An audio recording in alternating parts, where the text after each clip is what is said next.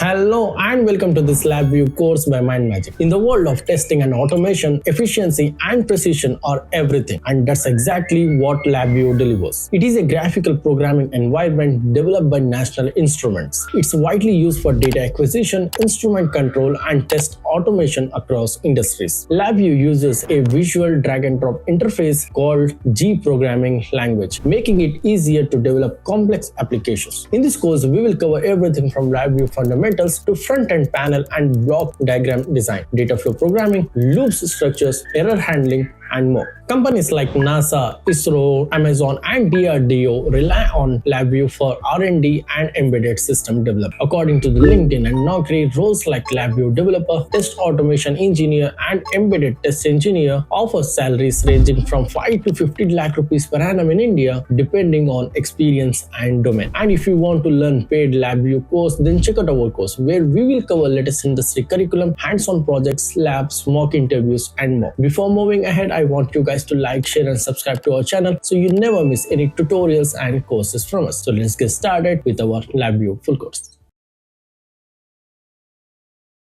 Hello guys, welcome to the course on certifications in Labview. First of all, what is Labview? Labview is abbreviated as Laboratory of Virtual Instrument Engineering and Workbench. It's called as a Labview, and it is developed by the National Instruments, and also it is a graphical programming environment which is used to develop a sophisticated measurement, test, and control systems. We can also interface wide variety of hardwares using the Labview software, and then it also scales across different targets and operating system. We can use it in different kind of targets, and in different kind of operating systems also we have Labview software available. And then they also provide a inbuilt libraries. Many inbuilt libraries are also available in the Labview software, which we need to install along with Labview software. Then moving on to the next slide.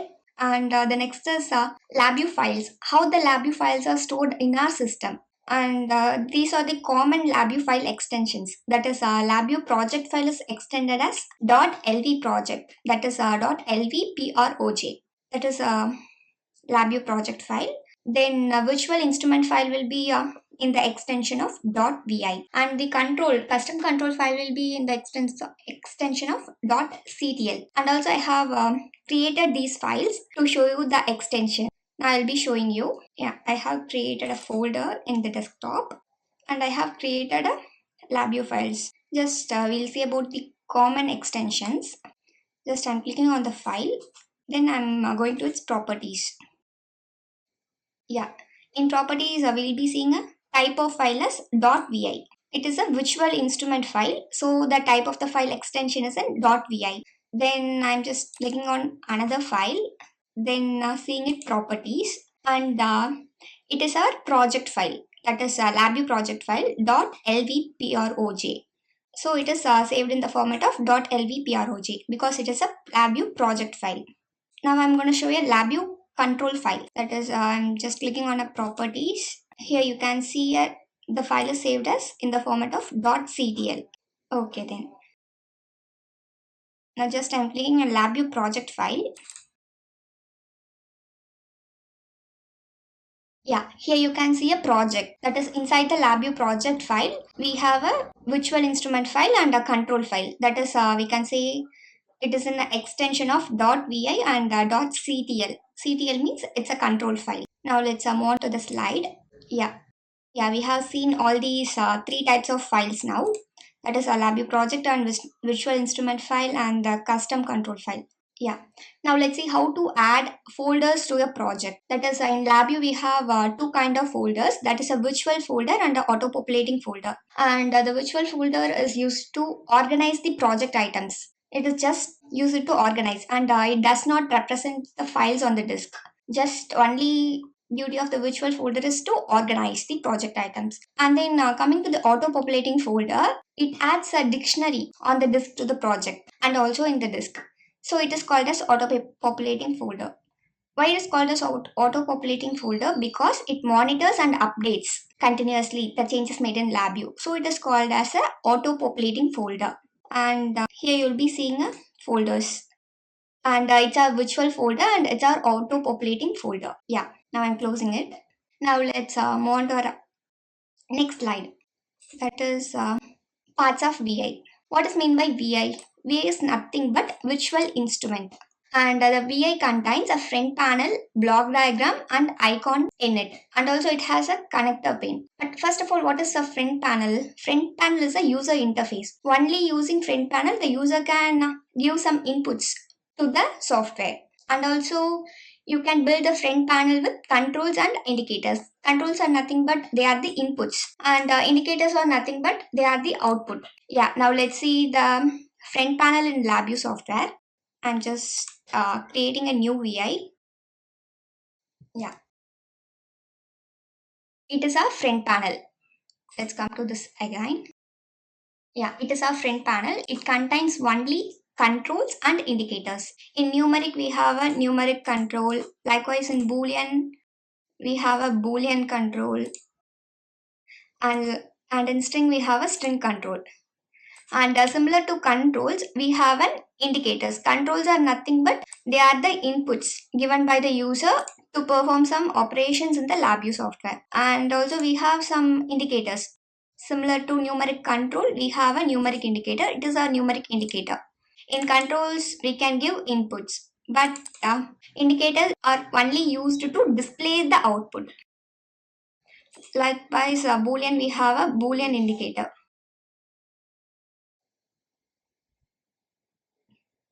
Yeah. And likewise in string, we also have a string indicator. Okay, then let's move on to the slide. Yeah, we have seen the front panel, and also we have seen what is control and what is indicator, and we have string control and string indicator, likewise Boolean and numeric. Now moving on to block diagram, and the block diagram contains a graphical source of the code, and also the front panel objects appears as terminals on the block diagram. In block diagram, the user will draw the code. So it contains a graphical source of the code. And in a front panel, and also the front panel object appears as terminals on the block diagram. Now let's see how it is visible in block diagram. It is our block diagram panel. Yeah, I'm just pressed Ctrl T to get a side by side view of the front panel and the block diagram. I'm just taking a numeric control. You can see how the numeric control in front panel is visible in block diagram. Yeah, similarly the Boolean push buttons also will be in the form of some icons. And in block diagram, the user will perform codes using these structures.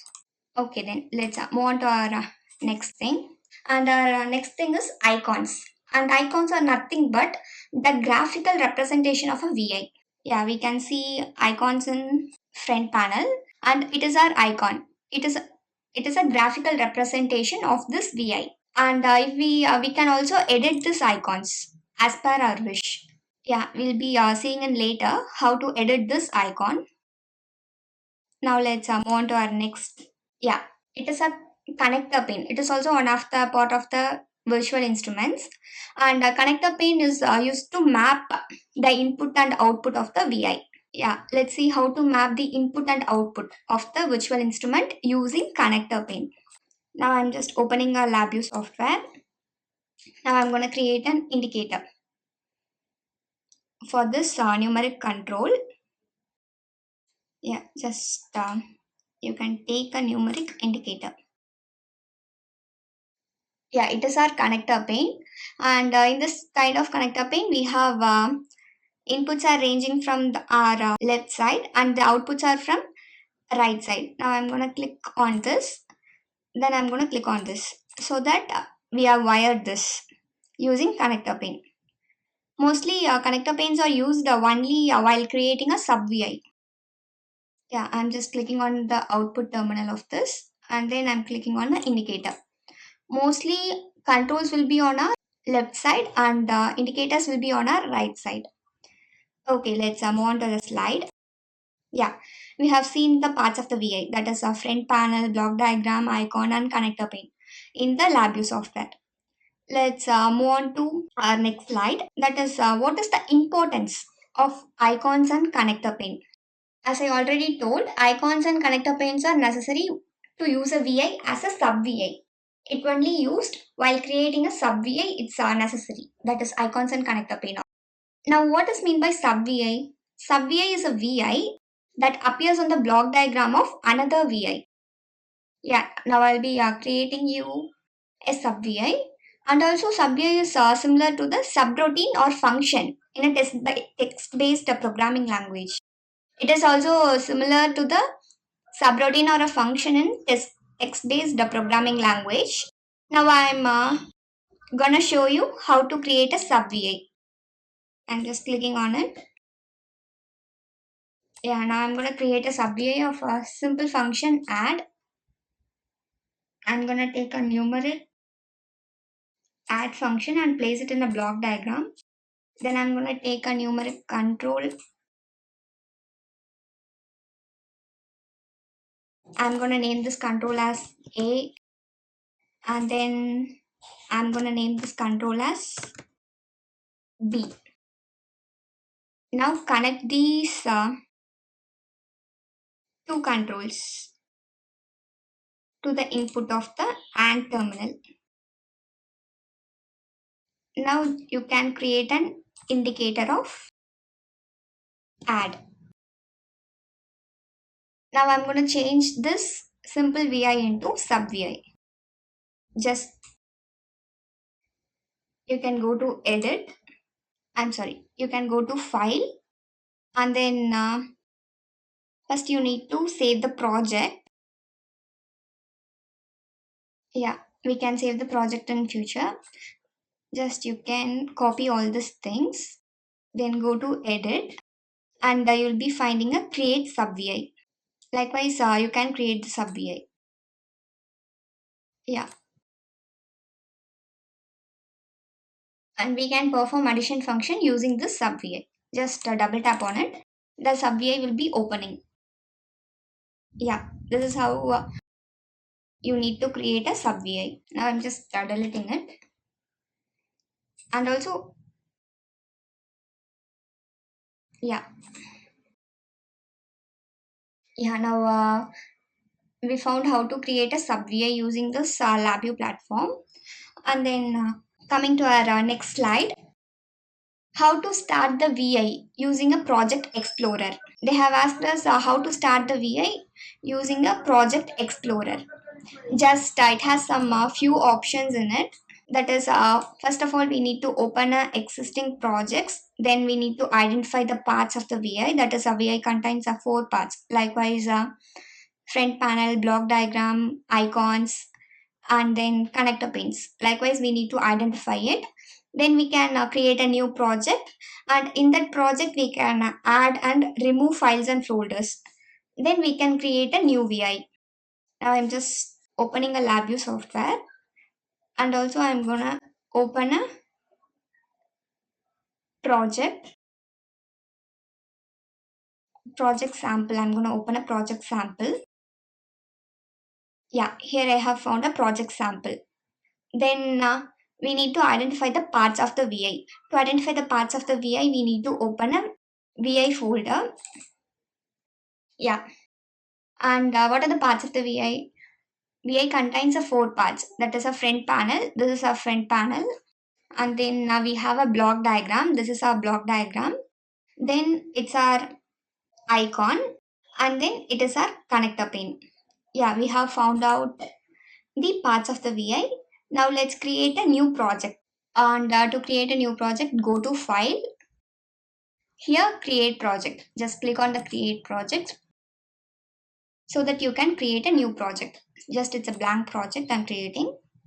Then click on Finish.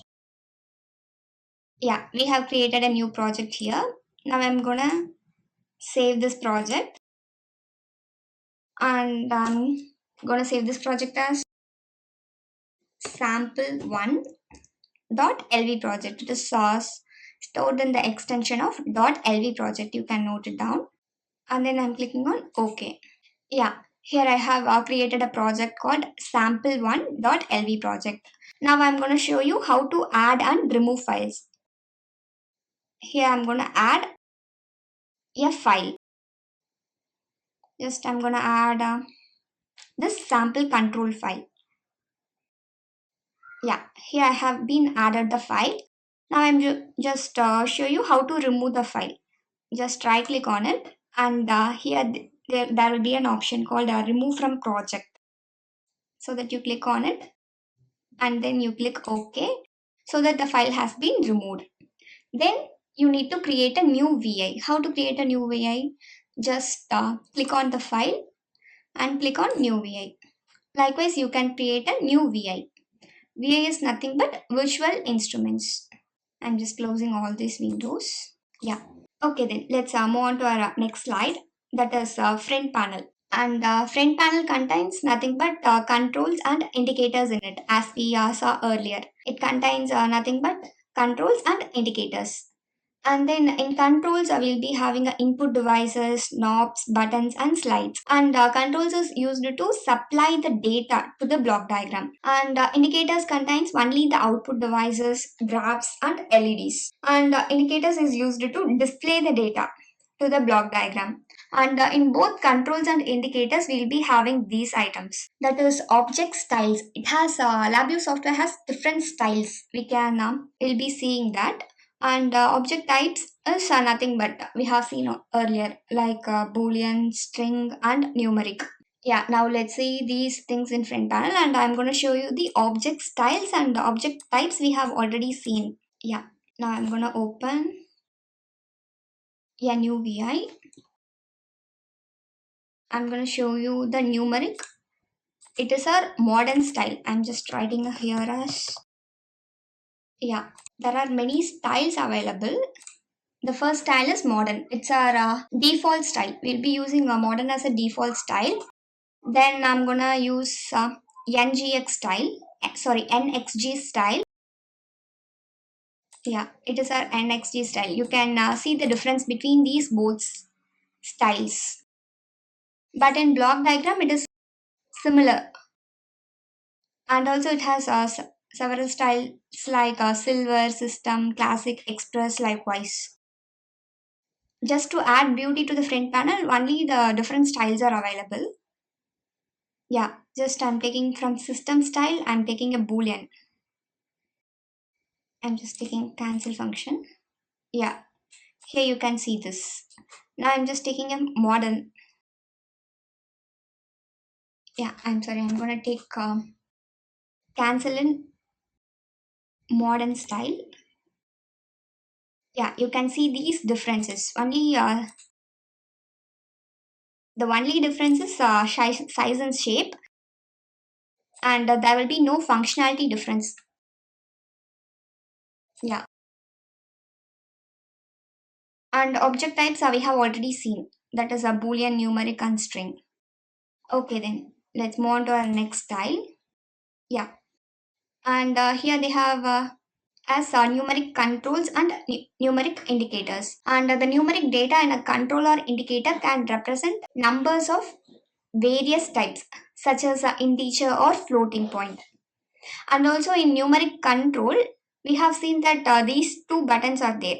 That is the increment button and decrement function button. Just to increment and decrement the user input data. And numeric indicator is simple as like that. Yeah, now I'm going to show you how to increment and decrement using those buttons. I'm just taking a numeric control and placing it here. And then I'm making it a big. Yeah, these are our decrement buttons. And in upper side, we have an increment buttons. By pressing it, we can increment it. And by pressing down, we can decrement it. Yeah. And then now moving on to our next slide. We have a boolean controls and indicators. What is boolean controls? We have seen it earlier. Just boolean controls contains only true or false options. Yeah. And also we will be using booleans as controls and indicators, and controls is to enter the value and indicator is to display the value to the user, and boolean objects simulate switches, push buttons and LEDs in it. Let's see the switches, push buttons and LEDs in boolean. Yeah, I'm just yeah, it is our boolean palette. Here we have push buttons and LEDs. LEDs are used as an indicator in boolean function. And then we have a vertical toggle switch is nothing but if it is up, it is true. Likewise, yeah. And if it is down, it is false. And also we have some buttons like OK button, cancel button. And also we have edit as per our options. Just wait a minute, I'll show you. Just keep your mouse here and then double click on it. Give a backspace. Likewise, we can make it as an end button. Yeah, we can customize the buttons as per our wish. And then we have a vertical toggle switch. Then we have a horizontal toggle switch. We can toggle it horizontally. Then we have a round LED here. Yeah. And then we also have a square LED. Yeah, it is a square LED. Now let's see how these performs. Yeah, it is a boolean control. Now I'm just gonna take a boolean indicator. That is, I'm gonna taking square LED. Yeah, now I'm gonna connect these controls and indicator using the wires. Now I'm running this. Here false, so the value is also false in indicator. I'm just gonna give a true in here. Yeah, by using wires, the value is passed between the control and indicator. Okay, then let's move on to our next slide. And in our next slide, we have a string data type. And the string data types is a sequence of ASCII characters in it. Yeah, that is the string data types ranging will be range from A to Z, and also it may contains numeric also. And the string controls are used to receive text from the user. As usual, controls are used to receive text from the user, such as a password or username. And also, by using string indicators, we can display the text to the user. As we already know, indicator is used to display. Controls are used to receive the text from the user. That is controls of a user interface. Now let's see the string function here. Yeah, just right click on it. Then pin the string palette. We have a string control and then we have a string indicator.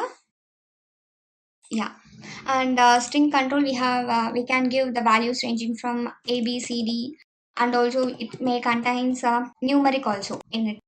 And the string display we have hash codes display, password display, and hex display. And in hex display, the string only will range from 0 to H, that is F.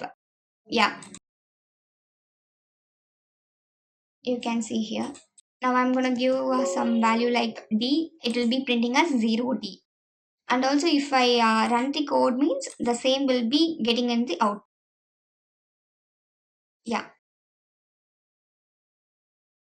Then now I'm gonna give it as a password display. In password display, we won't able to access.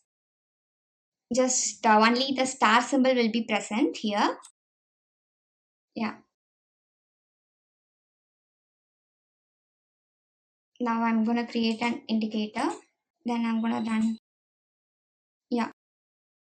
In indicator also we'll be seeing only a star symbol. Now we can change this into slash code display and we can run it. At the time also we'll be seeing only a star display here because in output string indicator we have given it as password display. Now if we change it into normal display, it will be changed. Okay, then let's move on to our slide. Yeah, we have completed strings, and in this picture you can see the string control and string indicator and a string table. Okay guys, so far we have seen about the front panel, and the front panel contains only the controls and indicators in it. That is, controls is used for user interface, that is to give the inputs, and the displays is for only outputs. But in block diagram we have more things other than controls and indicators. And the block diagram contains some terminals, constants, nodes, functions, sub-VIs, structures, and wires in it. Yeah, now let's see about these things in the upcoming slides. Now I'm going to the next slide, that is terminals for front panel objects.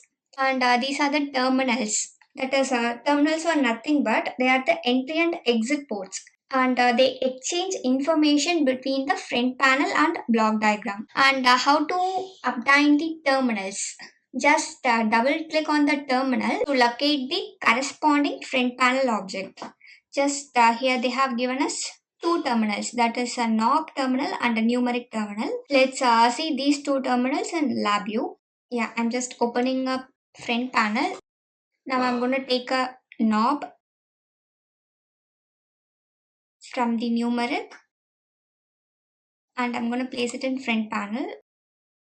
Here I'm going to view as an icon. Yeah, and then I'm going to create a numeric control. And how to locate these things in block diagram?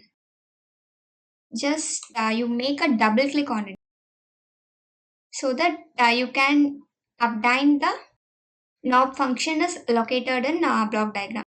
Yeah, you can see that. Just you are making a double click on the numeric so that we can locate the numeric in front panel. Yeah, and also these are the entry and exit ports that exchange the information. Now let's see how they are exchanging the information. Now I'm gonna change this numeric into an indicator. Yeah, then I'm gonna connect it using wire. Wire is also present in the block diagram only. Yeah, now I'm gonna give a knob value as 3, around 3. Now I'm gonna run it. Yeah, here the knob value is displayed in the indicator. Likewise, only the informations are passed. Yeah, let's move on to our next slide. Yeah, and how to view terminals as icons. These are our terminals, and how to view it as icons. And by default, I'm using icons for my convenience, but in initial state, you'll be having only terminals. Yeah, so I'm going to show you how to use as icons and how to use as in terminal mode. I'm just taking some numeric control, and then boolean control, and then string control here. Now these are in icon format. Yeah,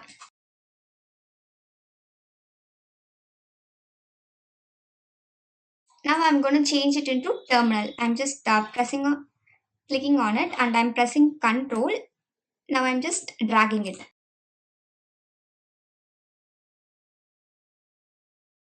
Yeah, now these are in terminal mode. Now I'm going to show you how to view it as icon. Just right click on it and deselect this option, view as icon, so that we can see it as an icon format. Yeah, just right click on it and deselect this view as icon function. Okay, then these are our terminals and these are our icons. Okay, let's move on to our next slide. Yeah, the same thing they have also given here.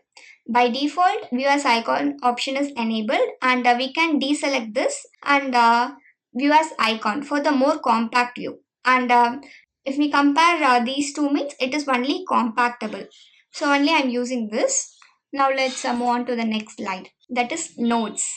And nodes are nothing but they are the objects on the block diagram, and they have inputs or outputs, and also they will perform the operations they are meant to.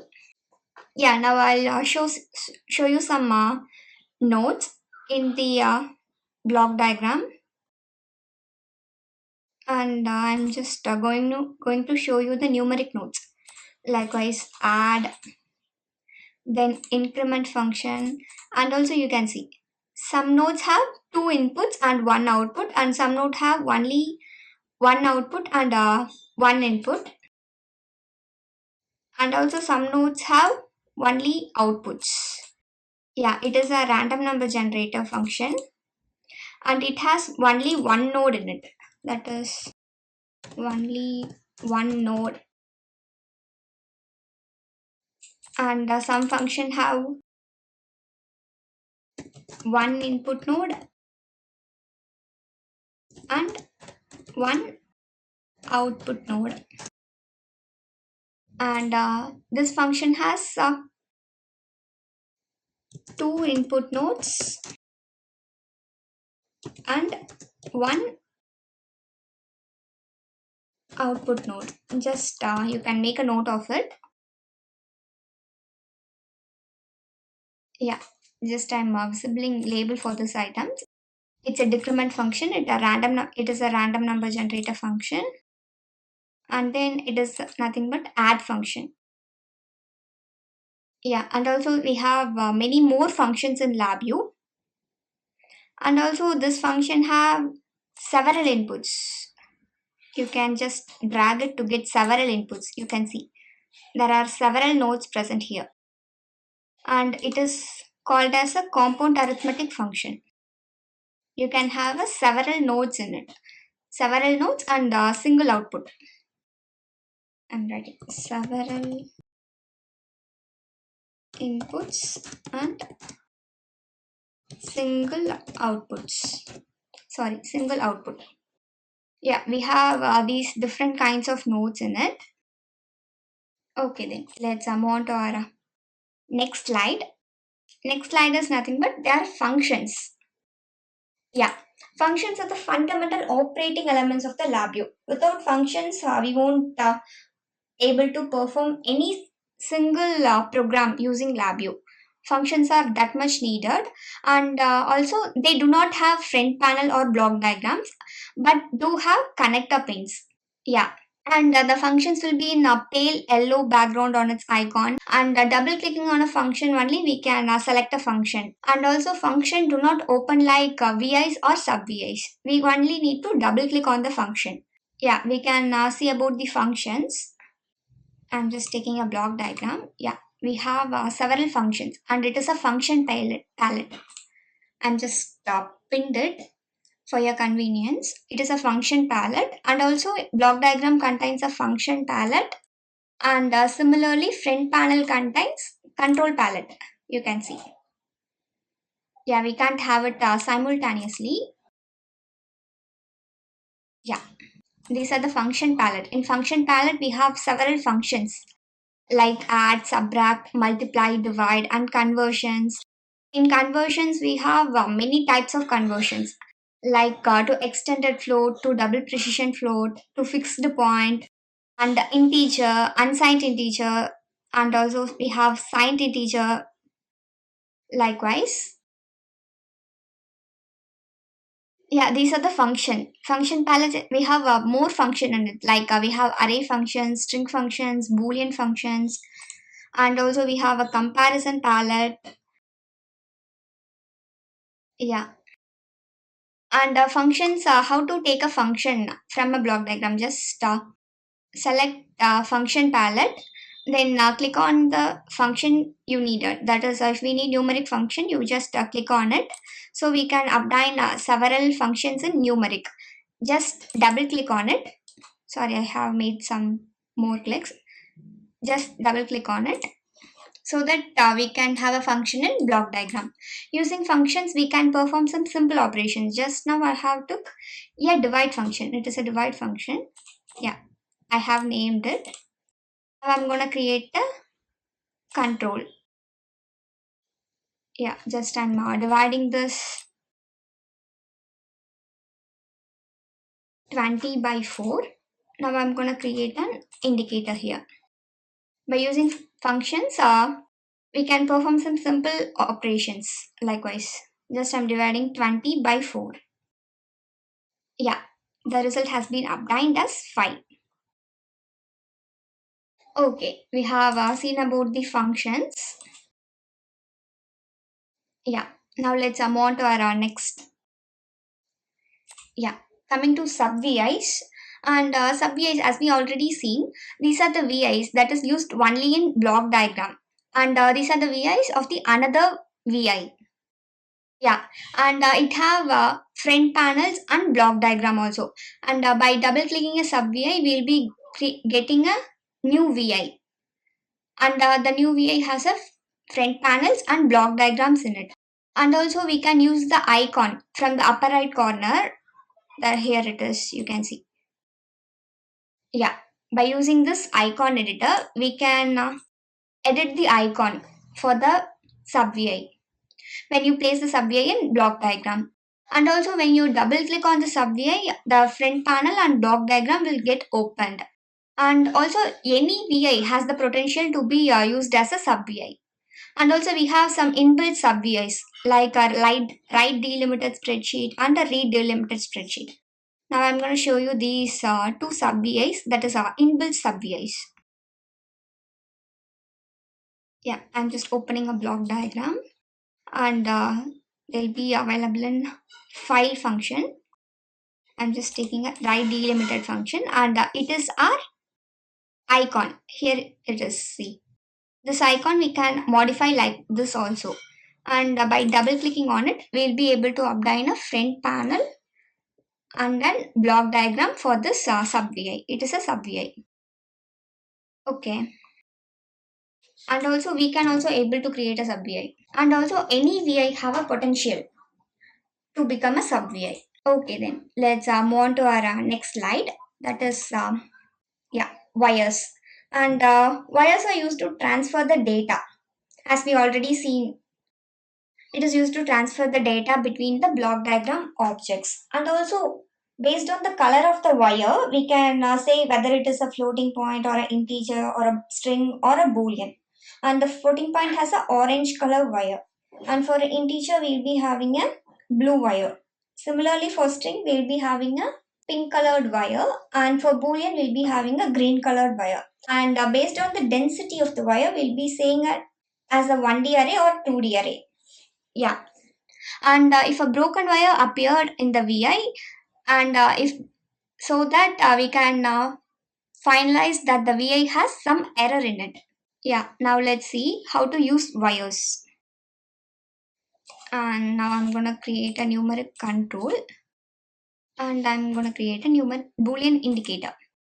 If I wire these two different data types, obviously we'll be getting a error here because we have connected the elements from two different data types. So the error has been occurred. But if I connect it with the numeric indicator, there won't be an error here. Yeah. And by seeing the wire, we can say that it is a double precision, that is DBL. And also if we connect this boolean, so that I'm going to take a boolean push button. Then I'm going to create it with the boolean indicator.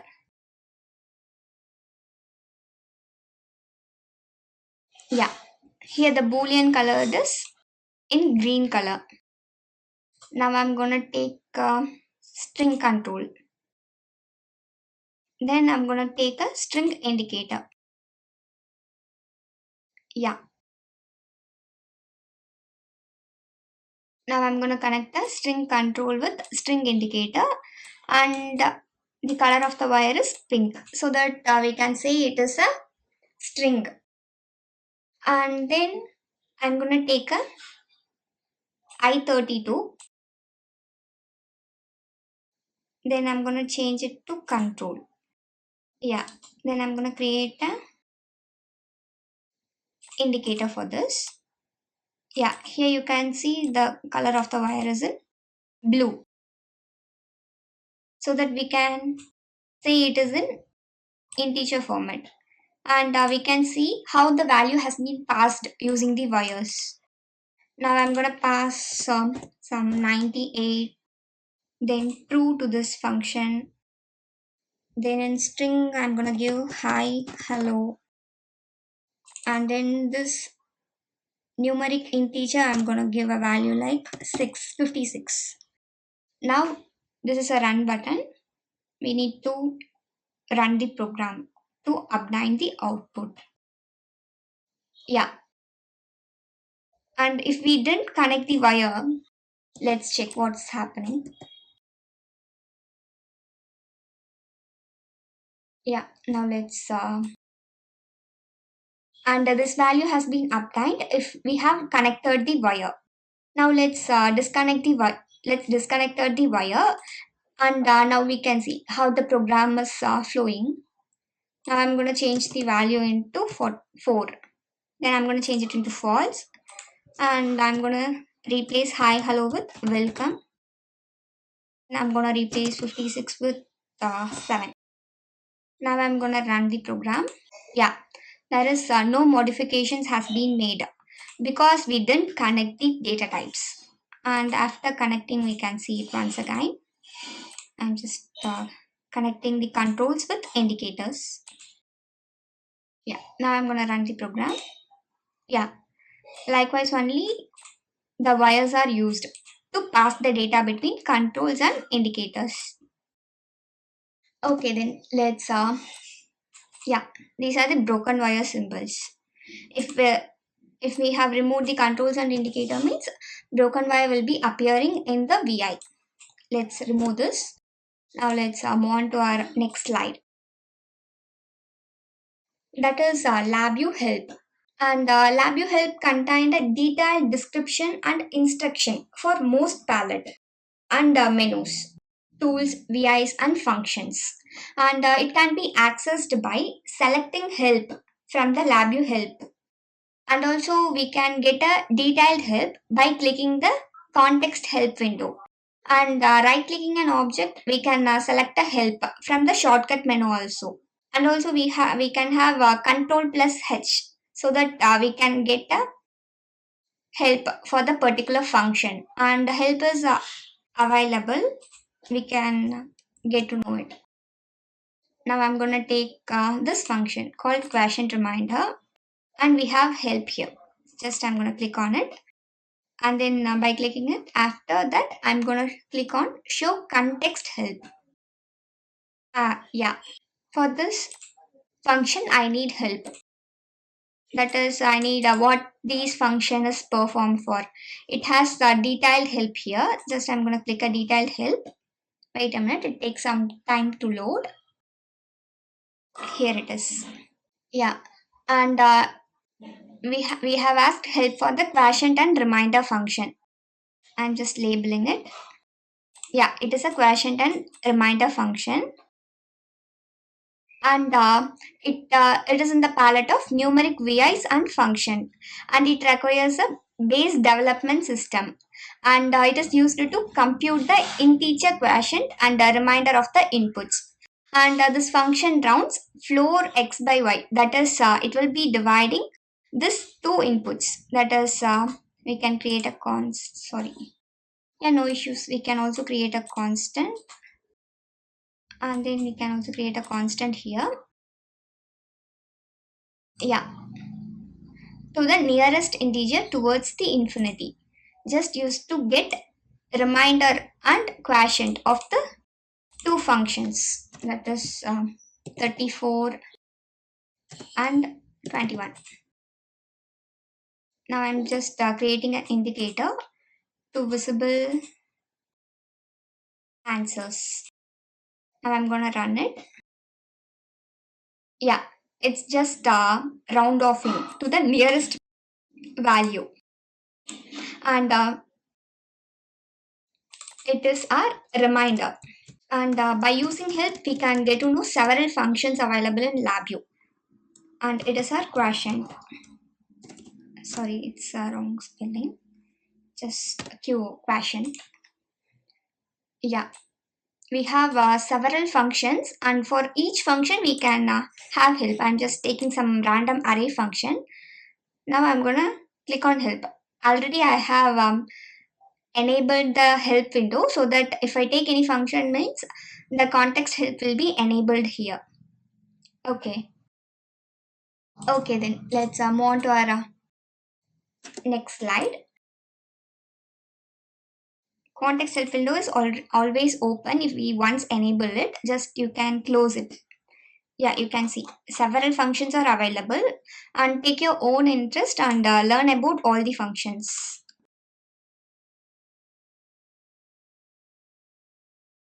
Yeah, now we can see about the help window. Yeah, we have seen it. We have seen the help window, right? Yeah, for your convenience, I'm just showing you help window for a read from spreadsheet file.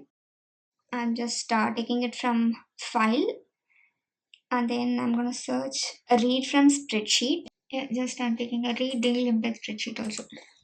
Yeah, I'm gonna enable a help so that the help window has been arrived. Yeah, here it is. You can see as same it is. Here we can, if we click on our detailed help, we'll be getting a new window for help. In that window, you have help for several functions. Okay, let's close this. Yeah, now let's move on to the next file. And how to get examples. That is the example programs. Just you need to go lab, select help, and then find examples in the menu. And also Labview includes hundreds of example VIs. And also we can use NI example finder to browse and search the installed examples in it. Let's see how to find out the example VIs in the Labview software. That is they are the inbuilt examples here. Just click on help and then click on find examples. Wait a minute, it may take some time to load. Yeah, here we have more number of example files. Just I'm gonna take some fundamentals for you. In fundamentals, I'm just gonna take you numeric and boolean functions. In that boolean function, I'm gonna have a boolean function vi. Just double click on it. It will be opening.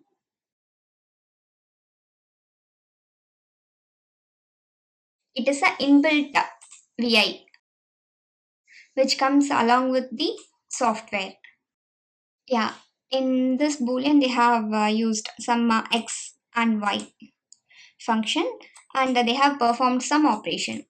And if we enable the block diagram only, we'll be seeing what kind of operation they have been performed. This is it comes from the boolean palette. Yeah, from this boolean palette they have performed some this is an AND operation they have performed. Yeah, it is one of the example of inbuilt vi in the Labview. Yeah, and also they have given us array of booleans, how to create an array of booleans and cluster of booleans, then numerics and array of numerics and matrices. Yeah, we'll get to know in future sessions about this. And here they have given us the overview, and they have given us the instruction. First need to run the vi and examine the different cases. They have gave us a different cases like booleans, array of booleans, clusters, numeric, array of numeric, and matrices. Let's see in front panel. Yeah, here they have given us the two boolean controls, and here we have a boolean indicator, and they have performed the AND function, and they have given the description like the most common use of the AND function is with two booleans. The result is true only if both the inputs are true. Likewise they have given for all the elements. Okay, let's move on to our next slide. Just I'm not saving this. We can close this NI example finder.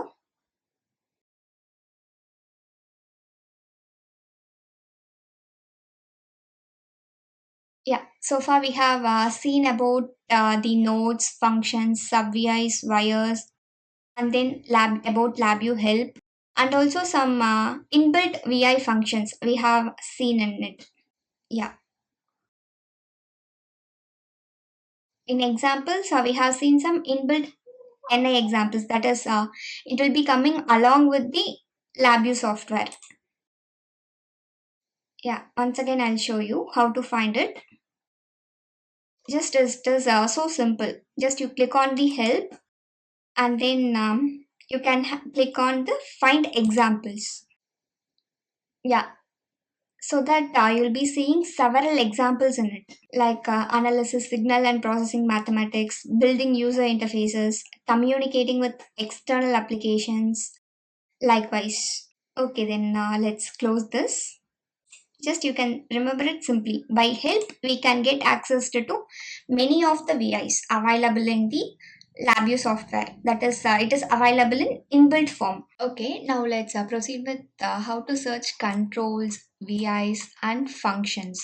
And so far we have discussed about the front panel, and the front panel contains only the controls and indicators in it. And the controls is used to give an input, and the indicators is just to display the output. And we have also seen about the block diagram. In block diagram contains terminals, constants, nodes, functions, sub-VIs, structures, wires, likewise. And also we have seen about the help function in Labview, and also how to use the help window to search some of the inbuilt programs in Labview. Now let's proceed with how to search for controls and VIs and functions in the Labview platform. And it has a palette like a function palette and control palette. And by using quick drop, we can also search these controls, VIs and functions. And is NI global search. Okay, let's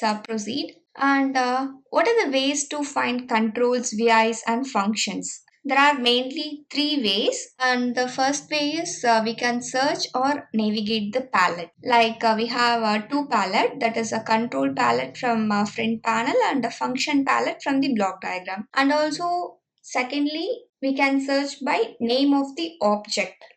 That is, if we need to find the add function, by using quick drop dialog box, we can find the add function. Just we need to get a quick drop by pressing Control space in our keyboard, and then we need to type like what function we need. If suppose we need add function, means we need to type add, so that the dialog box will result in function palette. And third one is we can use search palettes or a Labview help or the website, the NI website, that is ni.com. And also we can have search text box in the toolbar. Let's get to know how to use the toolbar in Labview window. Yeah, now let's proceed with the control palettes. And the control palettes contain only the controls and indicators in it. And also we can navigate the sub palettes or use the search button. Here you can able to see the search button, and using the search button we can search some of the custom made control palette for our convenience. And I'll show you how to search using the search bar. And only the front panel contains the control palette here. Just right click on the front panel, so that you will be getting a control palette. And the control palette contains only numeric control and numeric indicators likewise. And for example, I'm using now search palette, that I'm going to search like string indicator, string indicator. Yeah, it will result where the string indicator has been present in the control palette, so that we can just click on it, and we can place it here. And also we have, as we have discussed earlier, it has several styles. You can see like modern, NXT style, silver style, system style, classic style likewise. Yeah, now we can customize it. Okay then. And in control palette, we have a numeric control. In that, we have a numeric indicator, timestamp, likewise knob, dial, meter. We also have a meter here. Yeah, and the value we have given in meter will be reflecting in the indicator. For example, I'm just gonna connect this numeric indicator with this meter.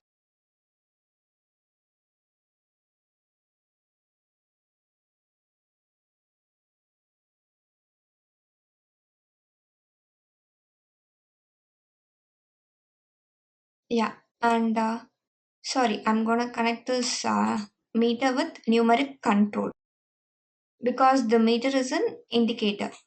So, and the value ranging from only 0 to 10. So that I'm gonna give number like 5. And then I'm gonna run the VI. Yeah, you can see the meter value has been to 5. Yeah, similarly, we have a Boolean controls and indicators here. Now I'm going to take a horizontal toggle switch. It is a numeric control. Yeah, just I'm making it somewhat big. Yeah, now I'm going to take some Boolean indicator, that is the round LED. Yeah, now I'm going to connect this Boolean control with this Boolean indicator. So the value in Boolean control will be reflected in this Boolean indicator. I'm going to toggle it to true. Just we need to connect it.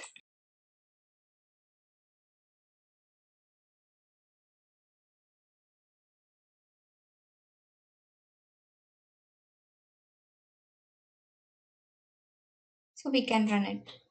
Is it in off state? We need to press it in on state so that the boolean is in on. And then similarly we have a string inside the control palettes. I'm just taking a string control.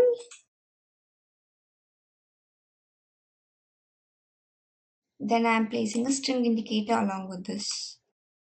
Then if I connect these two means the data will be flown here. Okay, let's proceed with our next slide.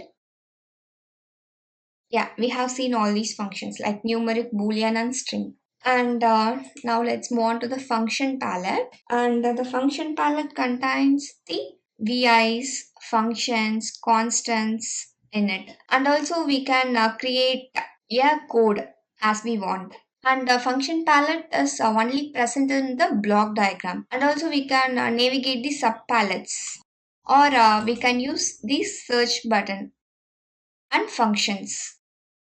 Yeah, let's see about the function palette.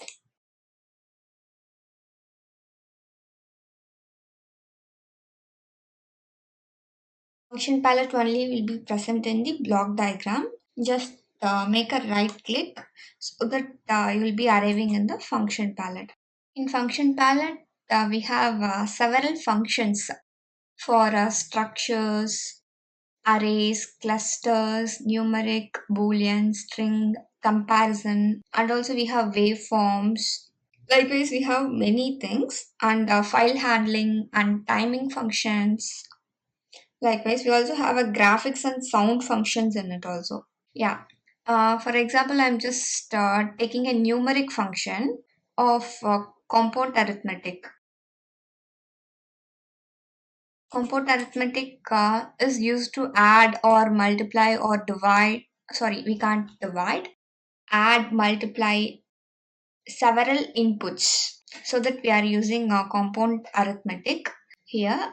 Then it has a add function in it. And then we have a square root function. We have many functions here. Yeah. Now let's see Boolean palette. And the Boolean palette has also compound arithmetic symbol in it. compound arithmetic function in it, and it has a true constant and false constant and array elements. Likewise, it has many functions, and we have special string functions like string length, concatenate string, yeah, and then we have special array functions. These are the array functions present inside the function palette. And also we have a comparison palette inside the function palette, and it has a equal, not equal, greater than or equal to, likewise, and select, maximum and minimum, in range and coerce. Likewise, we have many custom functions inside the function palette. Yeah, let's see in detail. I'm just working with compound arithmetic to get to know you better. Yeah, just I'm creating some constants and control. Here I'm gonna giving value like 98, and here I'm gonna give a value of 4. In this compound arithmetic function, I'm just using only 4 inputs. Yeah, I'm just creating a constant.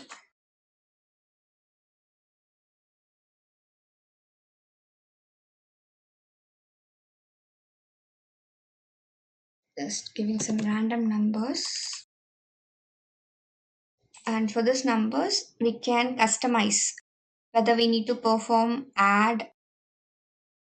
We have change mode, like we can perform add, multiply, or add this numbers, or this numbers, or we can invert this numbers. Likewise, now I'm going to multiply these numbers. So I have selected multiply symbol here. Yeah, just I'm telling you once again how to select. Just keep your mouse at this point so that you'll be able to see a hand like structure. After that, just make a right click.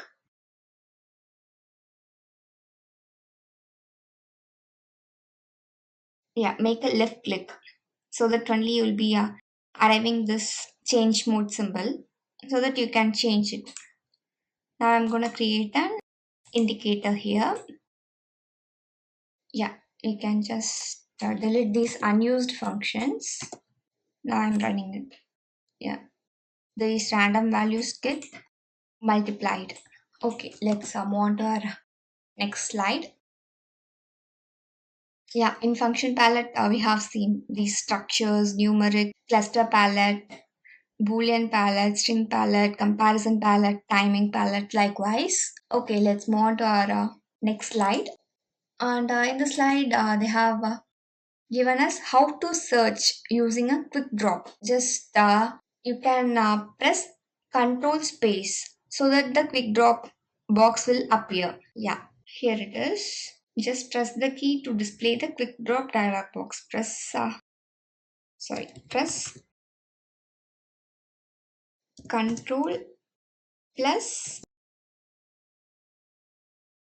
space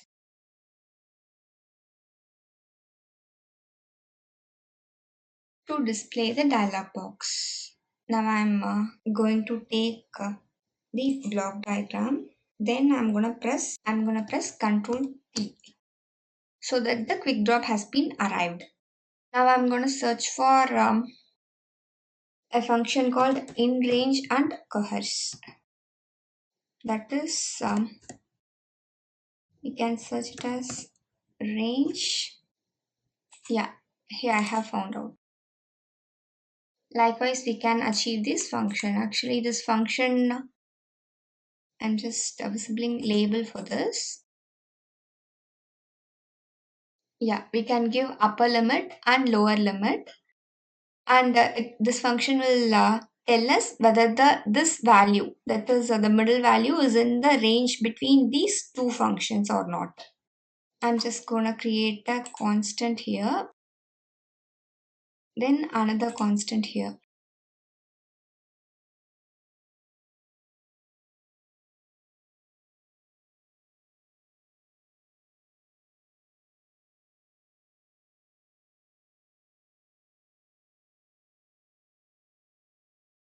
Just I'm giving an upper limit of 45. It's upper limit, and a lower limit of 10, and it's our lower limit. Then I'm gonna create a constant. This constant is x, so that I'm gonna see whether this constant is in range with these two limits. So that I'm gonna give a number middle between them. That just I'm giving a 25. Then I'm gonna see whether it is in range or not. If it is in range, this boolean indicator will show true. I'm just running it. Yeah. Now I'm going to change the x into 5. Now the boolean indicator will turn false because 5 is not in this range. Likewise, we can use a quick drop. Just press Ctrl space so that you can arrive with quick drop. Okay, let's move on to our next slide. And it's global search. And by using the search bar in the top right of the front panel and block diagram windows, we can arrive at the global search. That is, here it is. Yeah, I'll just show you in the software. It is a global search. Just I'm searching add function. Yeah, the same Labview help is opened here also, and it resulting from the details and examples of the particular function we have searched, that they have given us like what we need to do. That is, if you wire two waveform values or two dynamic data types values to this function, error in and error out terminal appears on the function. Likewise, they have given about the add function. Yeah, it's called as a global search. Just I'm not saving this. Okay, let's move on to our next slide. And it is selecting a tool. And we can select a tool, and also we can clean up the block diagram. And selecting a tool is, we need to select a tool because it is going to perform some special operation modes for the mouse cursor. And it is used to create, modify, and debug the VIs using the tool provided by the Labview. And by default, Labview automatically selects a tool based on the context of the cursor by default. And also, we need more controls using in the palettes, like tool palette to select a specific tool. And to select a specific tool, we need to do select view and tool palette to open the tool palette. Yeah, to open the tool palette, we need to click this tool palette. Now I'm going to show you. Just click on view, and you can select tool palette and quick drop we have, and also we have a function palette here. Just I'm going to click on this tool palette so that I am arrived with the tool palette. Here the automatic tool selection is on, just you need to click it as off so that you can have this. This is a cursor tool and it is off. Just to select the items this tool is used, and this tool is a box, just we can write something. It's similar to the text box, and it is a mouse cursor tool. Sorry, it's a wiring tool. Just I'm taking some function as divide, then I'm gonna create numeric constant here. Then I need to select this tool so that we can wire it likewise. Yeah, and then we have this tool to drag this. Then we have this terminal. Yeah, we can set or clear breakpoint. Now I have set the breakpoint by clicking one times, and if I click again, the breakpoint get cleared. And it is a probe tool. We can have a probe on the wire. By using this tool, we can visualize what is the value has been passing during the execution of the program. And then we have a coloring tool.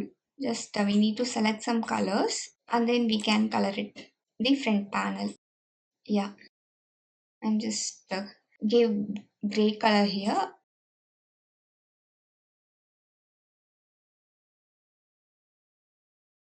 Yeah, we can also change the colors.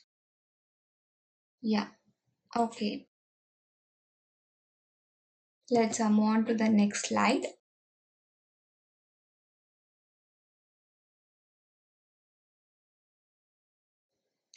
And here we are wiring tips. Just we need to press to delete all the broken wires. And we need to right click and select the cleanup wire to reroute the wire. Just if the wire is not clean, you can press cleanup wire. Just gonna show you. This is the cleanup symbol. I'm gonna create some add divide function, then dbl constant, and I'm just making some clumsy wiring to this. Then I'm gonna create some indicator. For this also I'm making clumsy wiring. Then I'm creating a constant. Yeah, it's not clean. And if you press this cleanup diagram button means the VI will be arranged in a clean format. Yeah, you can see it here. It is so clean. Okay then. And also we have some more wiring tips to clean up the diagram. First of all, we need to use the cleanup diagram tool to reroute the multiple wiring objects to improve the readability of the code. And then also if we use many more functions inside the VI, we can select it as a block. Yeah, here they have given, see, select a section of your block diagram and then you can click the cleanup button on the top so that it will be cleaned. Just I'm going to show you how to perform this.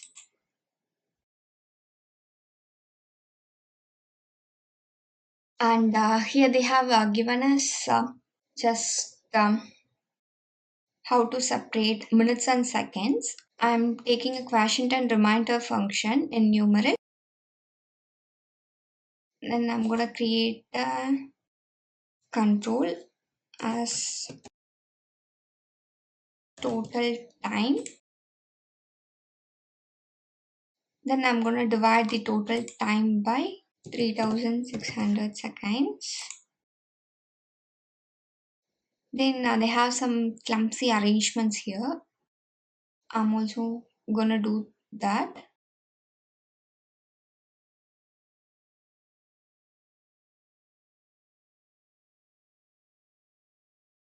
Yeah, just to make it clumsy, I'm randomly placing some indicator.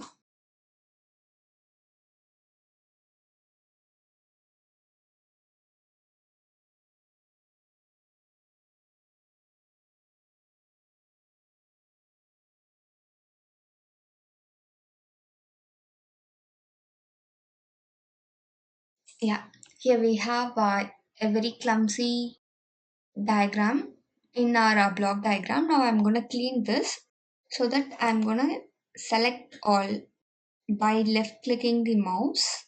I'm just dragging it. So all the elements have been selected. Now I'm gonna give cleanup. Yeah, so that the diagram has been cleaned up. Okay, let's proceed with the next. And data flow. And Labview follows a data flow model for the running VIs. And that is a node executes only when all data are available on the node at its required input terminal. And a node supplies data to the output terminal only when the node finishes the execution. Yeah, And here they have given us some input controls to the add function, and from the add function only we are getting values. So this subtraction function need to wait until the add function gets performed. After that only we will be getting value here. So after that only the node will be performed. Now let's see. Yeah, I'm gonna take the add function. I'm sorry. I'm gonna create an control here, that is X. I'm going to create another control. Yeah, we can have indicator also. I'm going to create another control also here. Now I'm going to create subtract, and the first node for subtract is input from the output terminal of addition. So it need to wait. This function need to wait until it get input from the add. Yeah, now I'm going to create an control here. Yeah, just connect this.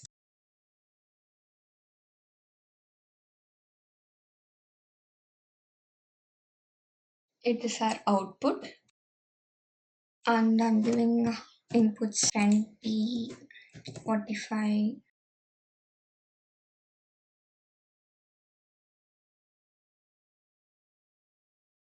100.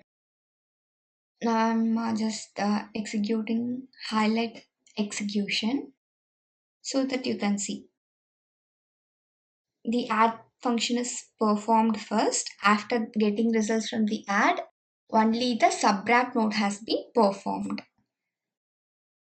Let's move to the presentation. Yeah, we have seen about the Dataflow model. Okay guys, let's proceed with our next slide, that is building a simple VI. And so far we have seen about what is VI and how to start the VI, and also the front panel and block diagram objects in the Labview software application. And also we have seen about how to search for controls, VIs and functions in the block diagram. Now let's proceed with how to build a simple VI application using a Labview software.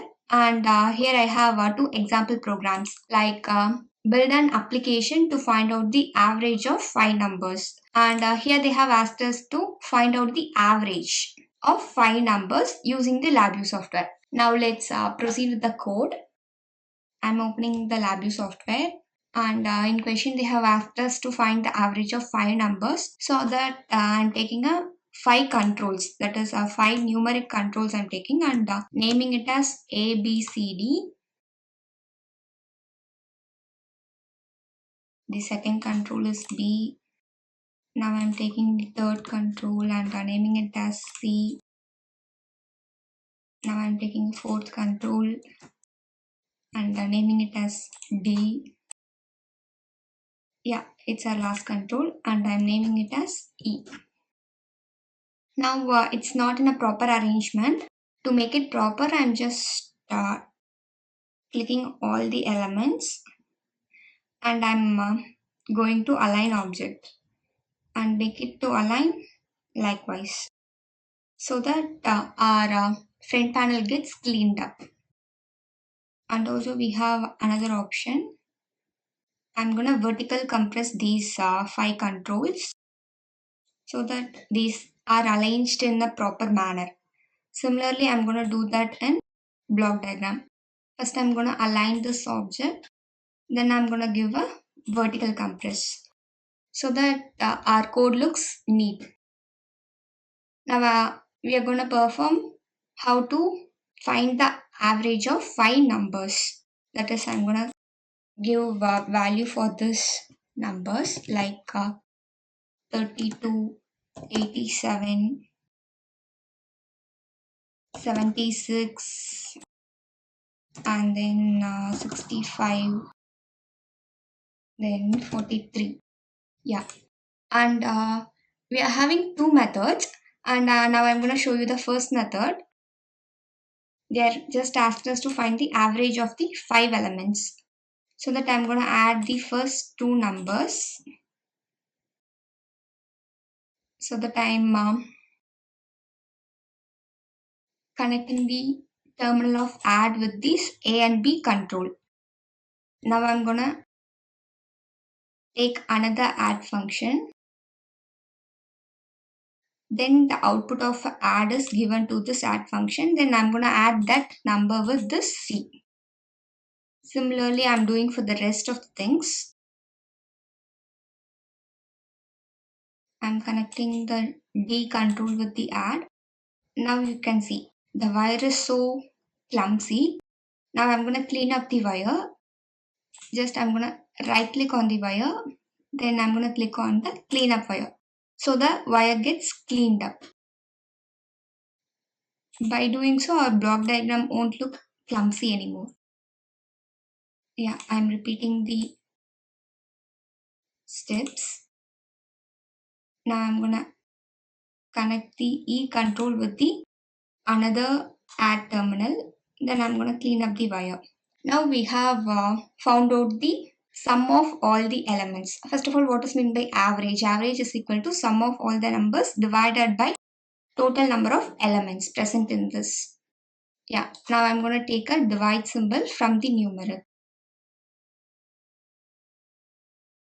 I'm going to divide the total into 5 so that we can obtain the average of these 5 numbers. Now I have created the indicator called average. I'm naming it as average. I'm sorry. Yeah, now we can run the VI. We have got the average of 60.6. Now let's execute highlight execution so that we can see the program flow. Yeah. Okay, now let's move to the second model of solving this program. I'm just deleting all these things. And in numeric, we have one special function called as compound arithmetic. And by using this compound arithmetic, we can add several controls. We can add or multiply. We can AND it. Likewise, it has several options likewise you can see.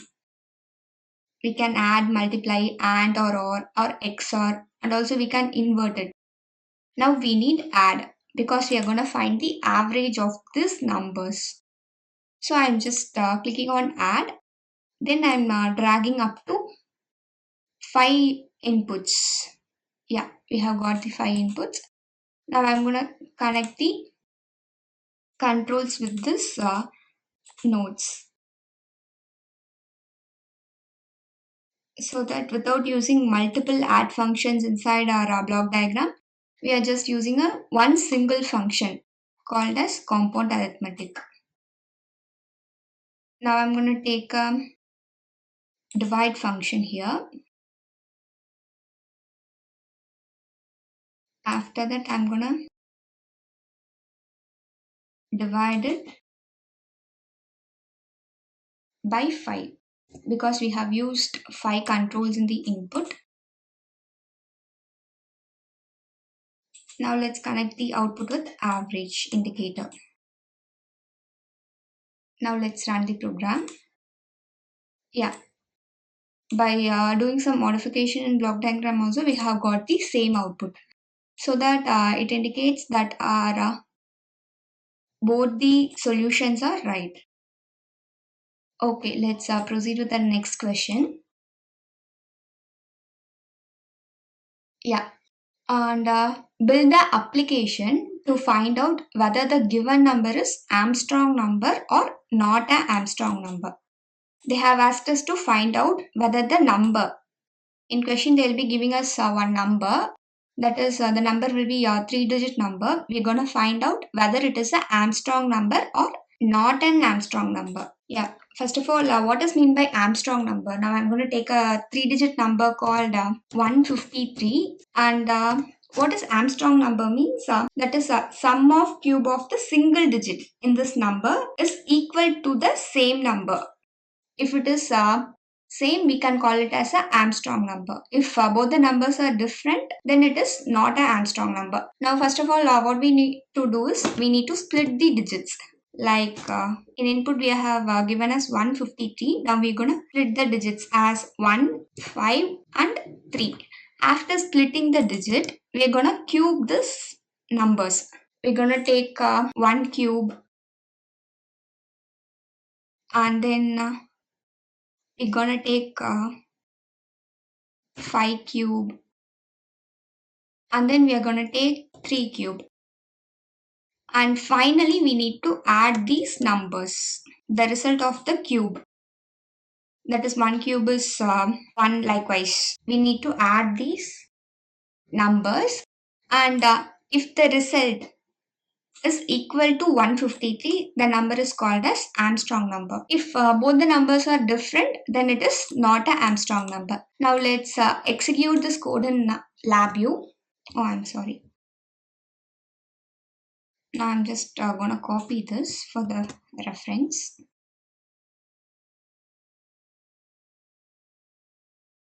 Yeah, we have opened the Labview software. Yeah, this is our hint. Now for getting input, we need a numeric control. It is our input. I'm gonna name it as input. And here our input is 153. Now we're gonna separate this 3-digit number. For separating, I'm taking a function called quotient reminder so that we can get the numbers separated. Now I'm going to divide the 150 by 100 so that we can separate like 1 and 53. And by repeating the same process, we can separate 53 into 5 and 3. Now I'm just going to create an indicator for a reference. This is our reminder indicator, and then it is our quotient indicator. Just I'm giving it as Q. This is how I'm going to split these numbers. In quotient, we have obtained 1, and in reminder, we have obtained 53. So we gonna keep this quotient as it is, and we can repeat the same process to the reminder to get 5 and 3 separated. Now in numeric, I'm taking a quotient reminder function, and then I'm connecting it our reminder with that. Now I'm gonna create a constant of 10 to separate the 5 and 3. Now I'm going to create an indicator to show. Yeah. Now let's see. For example, I'm just here it is our first number, first digit, sorry. And here is our second digit. Yeah, it will be our third digit, because in reminder we'll be getting third digit and it is a second digit. Now let's see. Yeah, we have got our first digit as 1 and our second digit as 5 and our third digit as 3. Likewise, we can separate the number. After separating, we are gonna cube the numbers. So I'm just deleting all the unnecessary indicators. Now let's cube. For cubing the numbers, I'm taking a special function called compound arithmetic. And in compound arithmetic, I'm gonna give multiply symbol here. And we are gonna cube it. So I'm just expanding 3 terminals for input. Now I'm gonna connect this. Yeah, similarly I'm gonna repeat the same process for the output from here. I'm gonna take a compound arithmetic function. Then I'm gonna wire this outputs. Yeah, the same thing I'm going to repeat for the last number. Yeah, now we will be finding the cube of these numbers. For your reference, I'm just creating an indicator here.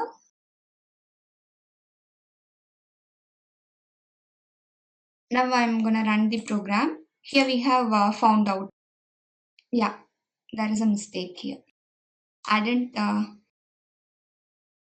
change the mode into multiply. So the results are wrong. Now I'm going to change the mode into multiply. Yeah, we have obtained the results here. And our last step is to add the number. Now I'm going to use the same compound arithmetic function. Then I'm going to add these numbers, all the three numbers. In numeric, I'm going to take a compound arithmetic number. And here no need to change the mode because initially the mode is in add itself, so no issues for us. I'm going to add these numbers.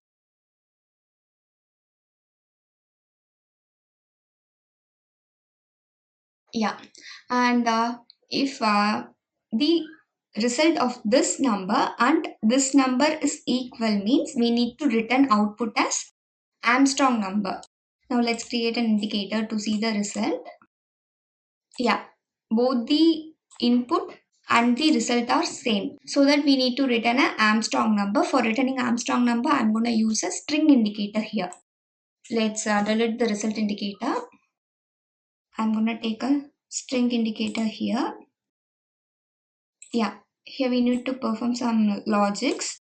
I'm going to take a select function and comparison palette so that I can able to compare these two values, one value from here and another value from input, so that I'm gonna take a equal symbol. Yeah,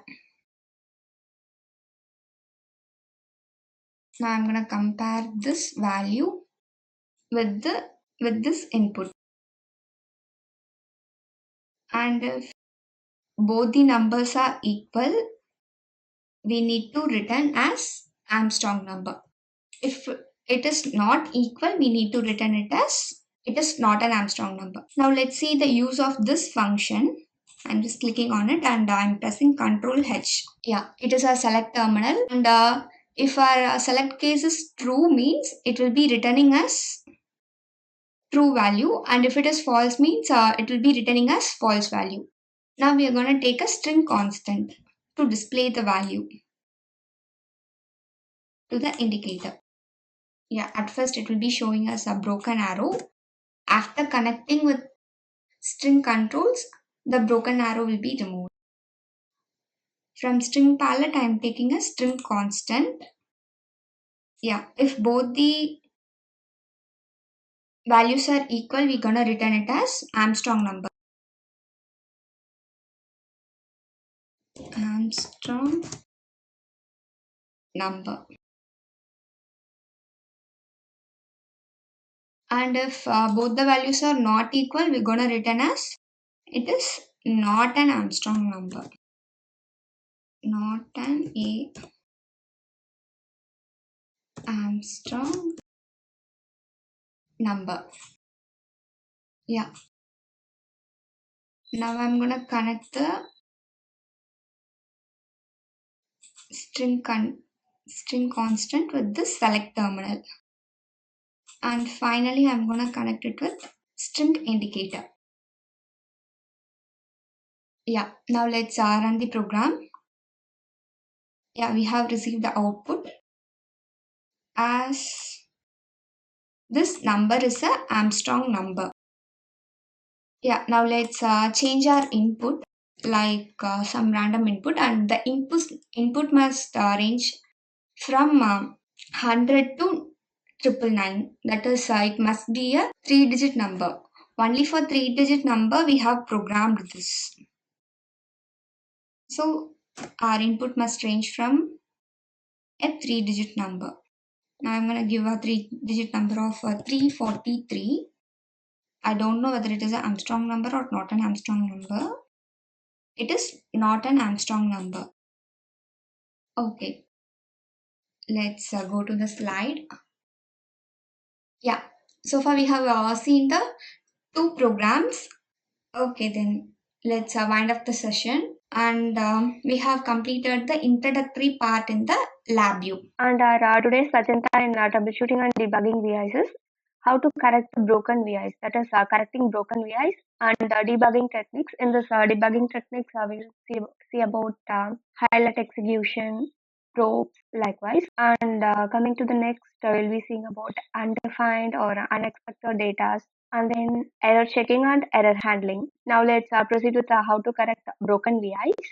That is correcting broken VIs. And the main objective of correcting the broken VI is to recognize an unexecutable VI and restate the common problems. And also, if the run button appears broken when you finish wiring the block diagram, it denotes that the VI is broken and it is unable to run.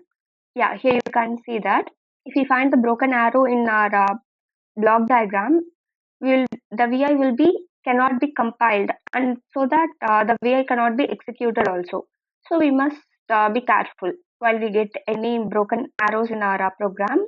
And in this error list, we can see what are the items with errors and warnings and details about the errors. In this error list, we have one item with error, that is the project is in untitled.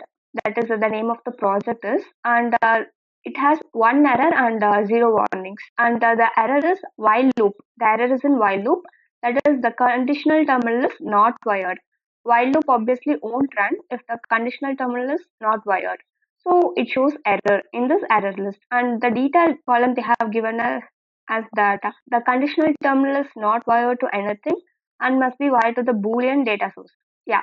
If we wire the conditional terminal with any Boolean data source only, means the broken arrow will be disappeared, such as buttons or a result of the comparison. Any comparison of values also we can make it through that. Yeah, we can see this error list by taking a while loop in our software. Yeah, I'm taking the block diagram of the Labview software, and in structures I'm taking a while loop. And by pressing Control T, I'm getting a front panel for this block diagram. And in this block diagram, we didn't wire this conditional terminal, so that we are getting a broken arrow here. Now I'm going to click this broken arrow. Yeah, we have got the error list getting the same, like while loop conditional terminal is not wired, and the conditional terminal is not wired to anything, and must be wired to a Boolean data source. It should wired with any Boolean data source. For example, I'm just taking some Boolean control and placing it here. Then I'm connecting the Boolean control with this conditional terminal, so that the broken VI gets disappeared. Now, if I place any numeric control as the stop, it also results in broken arrow only, because in this details they have given us that these cannot be wired together, because the data type like numeric, string, array, clusters, etc. do not match with this conditional terminal. So only, and also the type of the source is double, that is 15-digit precision, and the type of string is Boolean, that is true or false. Only the value must be written true is false. So we should not wire any numeric terminal with it. Now let's yeah, if I connect the string terminal, means also the same will be. The same error will be returning for us. Yeah. In details, you can see the error. And also in errors, we can see what kind of errors. You have connected two terminals of different data types. The data types are different. So we can't connect these two data types. And in details, we can have a brief description about the error. In details, they have given us these cannot be wired because the data types numeric, string, array, clusters, etc. do not match. Yeah, as we seen earlier case. Now let's perform some operation to this. Now also I'm taking a numeric control, and then I'm taking another numeric control and I'm naming it as A. And for this numeric control, I'm naming it as B. And if then I'm taking a comparison palette of not equal. Both the terminals are not equal means we are going to stop the loop. So it's obviously written some Boolean values. Now the broken arrows disappeared. We got a run arrow. So I'm gonna run this. See, both are equal, so the loop is running continually. We give here 1 and 0 means the loop will stop immediately. Yeah. Okay, now let's proceed with the slide. Yeah, we have seen about the correcting broken VIs, how to correct the broken VIs. For example, we have took the while loop. Okay, let's proceed to the next slide. That is, what are the common causes of broken VIs? And the primary causes, broken VI exists only on the block diagram. Yeah, you can see the broken arrow only in the block diagram. You won't see it in the front panel. And it will arise if we wired any boolean control to a string indicator or some numeric control to numeric control. If we connect control with control also, it results in the broken VI. Now let's see how it is happening. I'm going to take a numeric control 1. Then I'm going to take another numeric control. If I wire these two terminals means also it will result in broken VI because we cannot connect two controls together. Yeah, and the same case will arise for string and boolean also. I'm taking a string control and then I'm taking another string control. We can just keep it as A and this string control as B. And now let's disconnect this so that the broken arrow gets disappeared. Now let's connect these two string controls together. Yeah, you can see that if we connect two string controls together also, it will be resulting only in the broken VI. So we should not connect these two controls together. Okay, let's proceed with our next point. That is a required block diagram terminal is unwired. Some of the required terminal is unwired means it results in the broken VI. Now let's see. Now I'm taking some array functions like insert into array.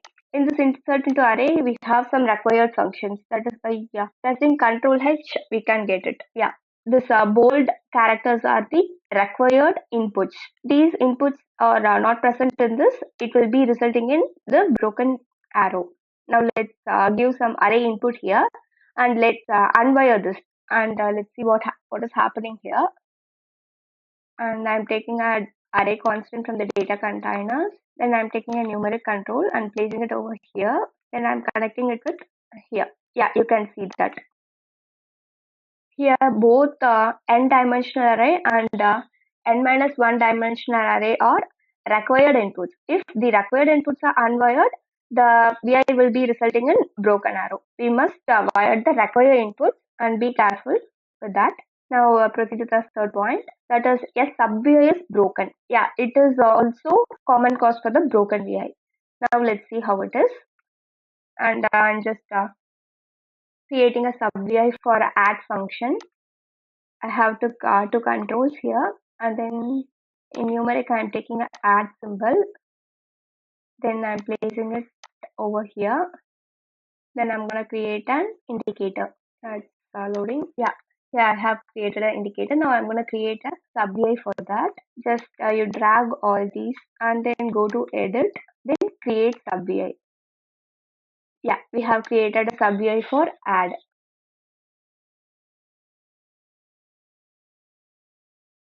Let's create a control, and then I'm going to create another control here, and I'm going to create an indicator.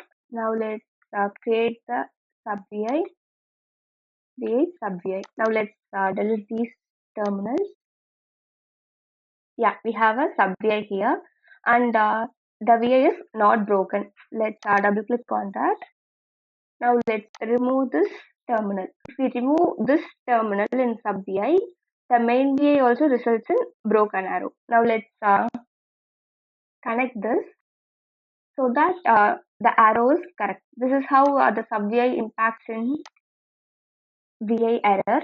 And moving to the next point, broken wire due to mismatch of data types. Yeah, if we mismatch the data types also, it will be resulting in broken VI, and broken sub VI due to unwired required terminals.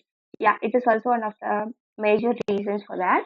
And yeah, broken wire due to mismatch of data types. Let's see. And we have seen that due to broken sub VI due to unwired, required terminal also, common cause for the broken VI. Now let's proceed with due to broken wire and of mismatched data types.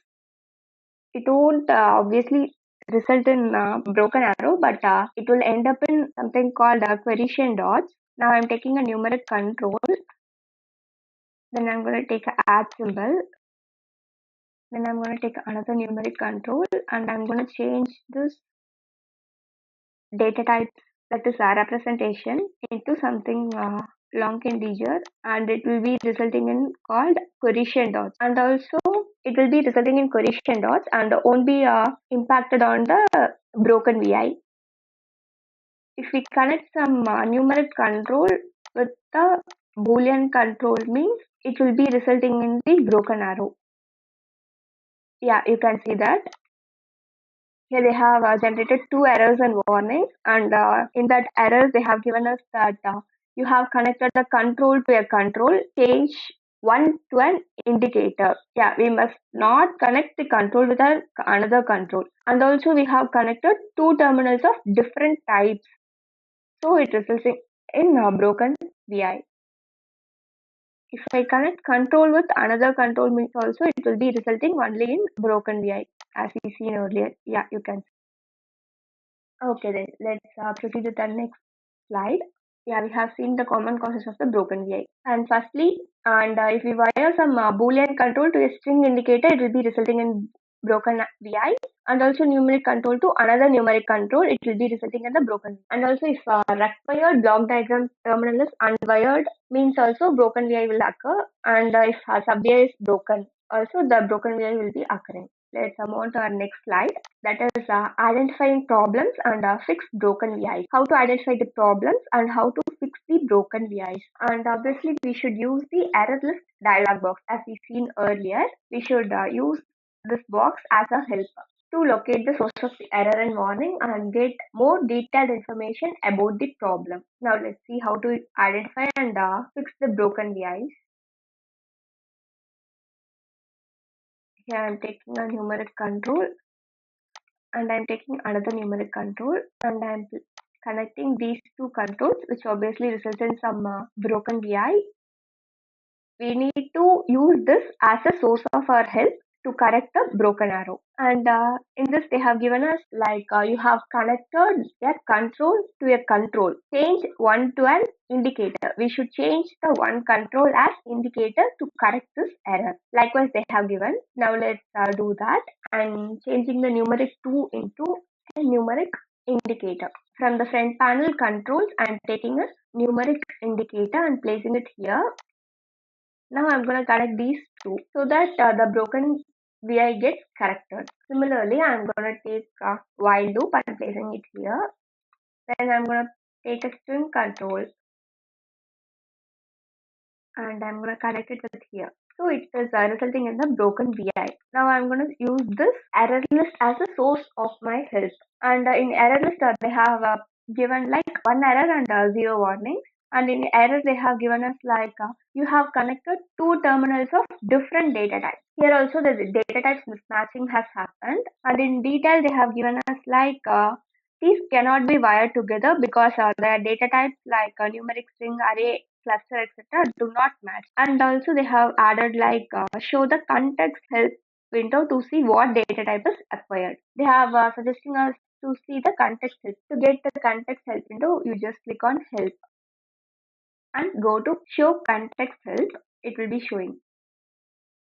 You just read this. Here they have given like repeats the code within its subdiagram until a specific condition occur. A while loop always execute at least one time. One time only you're gonna execute, and also it will be repeating the code until a specific condition is met. And also we should change the string data type into boolean data type. So that I'm taking a front panel controls, a boolean control. Now I'm going to connect this boolean control with it here. And we can run the VI. Until we stop the VI by clicking this, it will be running continuously. We have stopped the VI. Now let's move on to our next slide.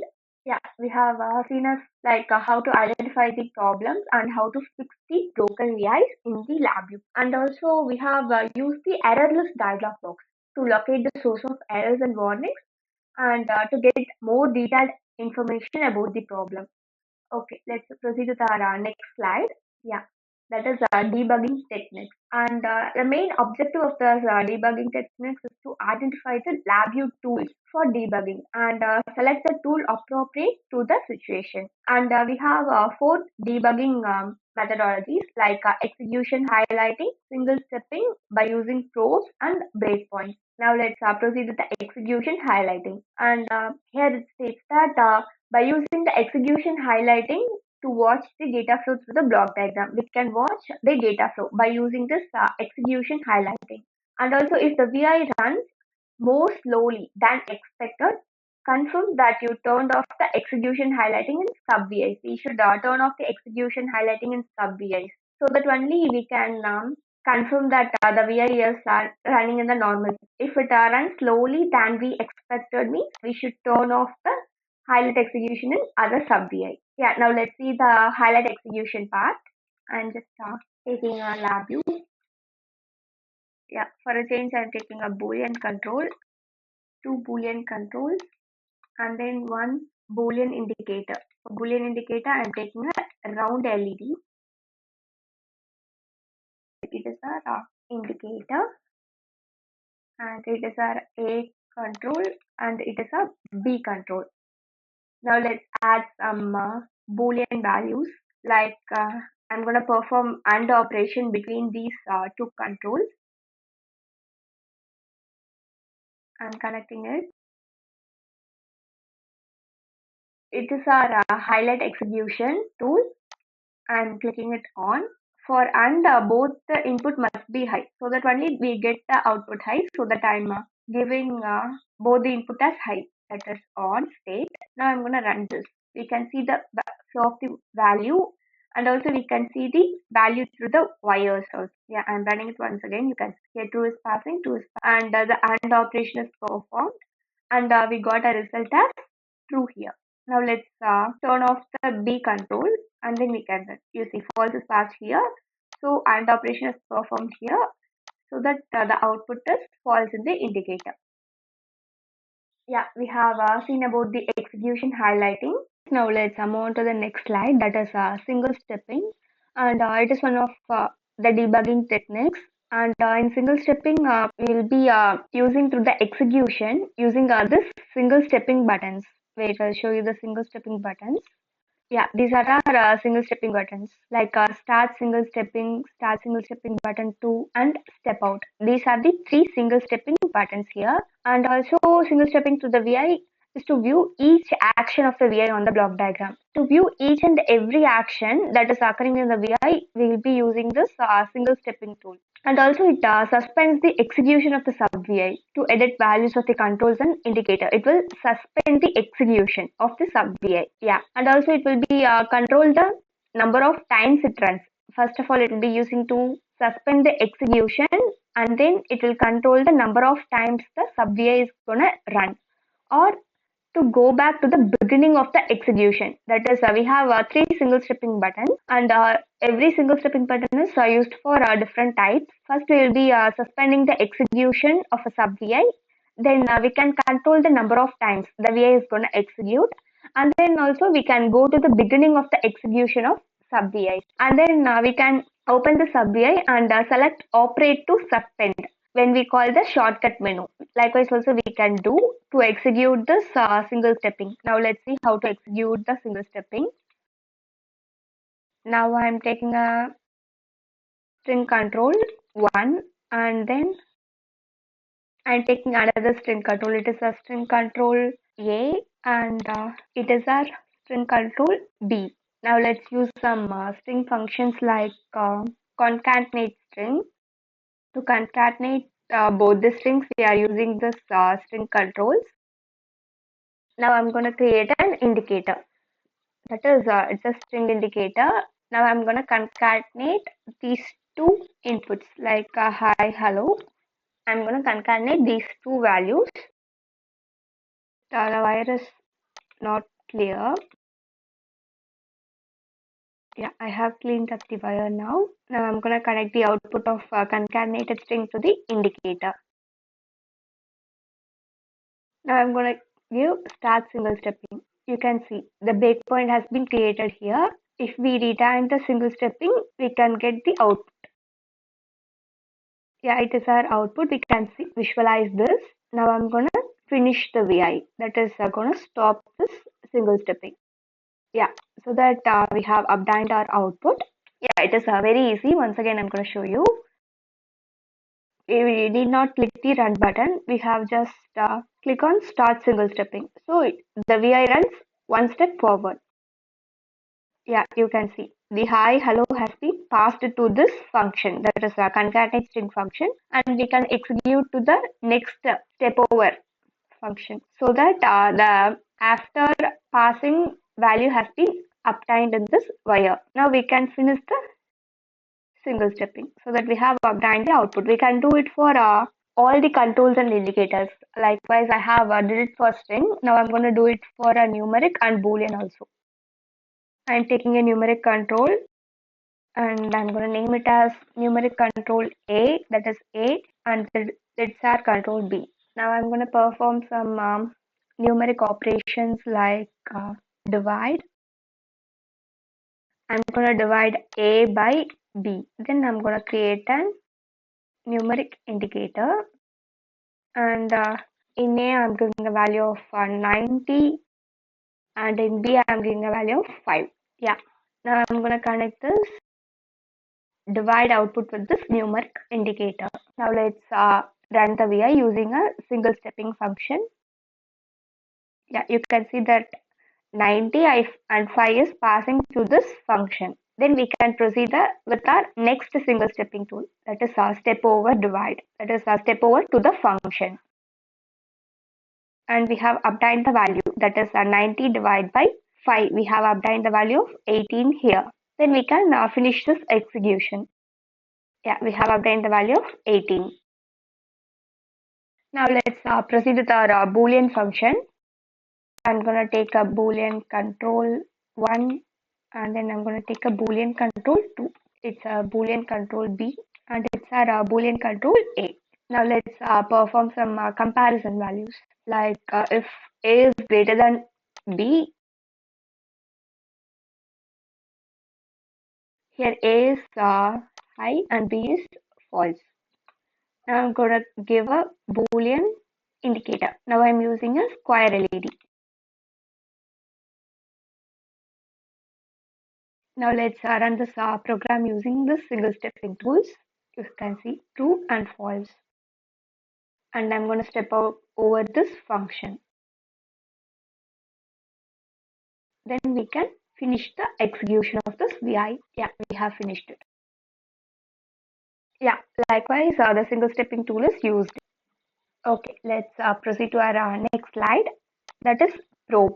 And probe wires is to check the intermediate values. That is, by using probe tool, we can observe the intermediate data values, and we can check the error outputs of the VIs and functions. Especially, if we perform some input-output functions, we can check the intermediate values there.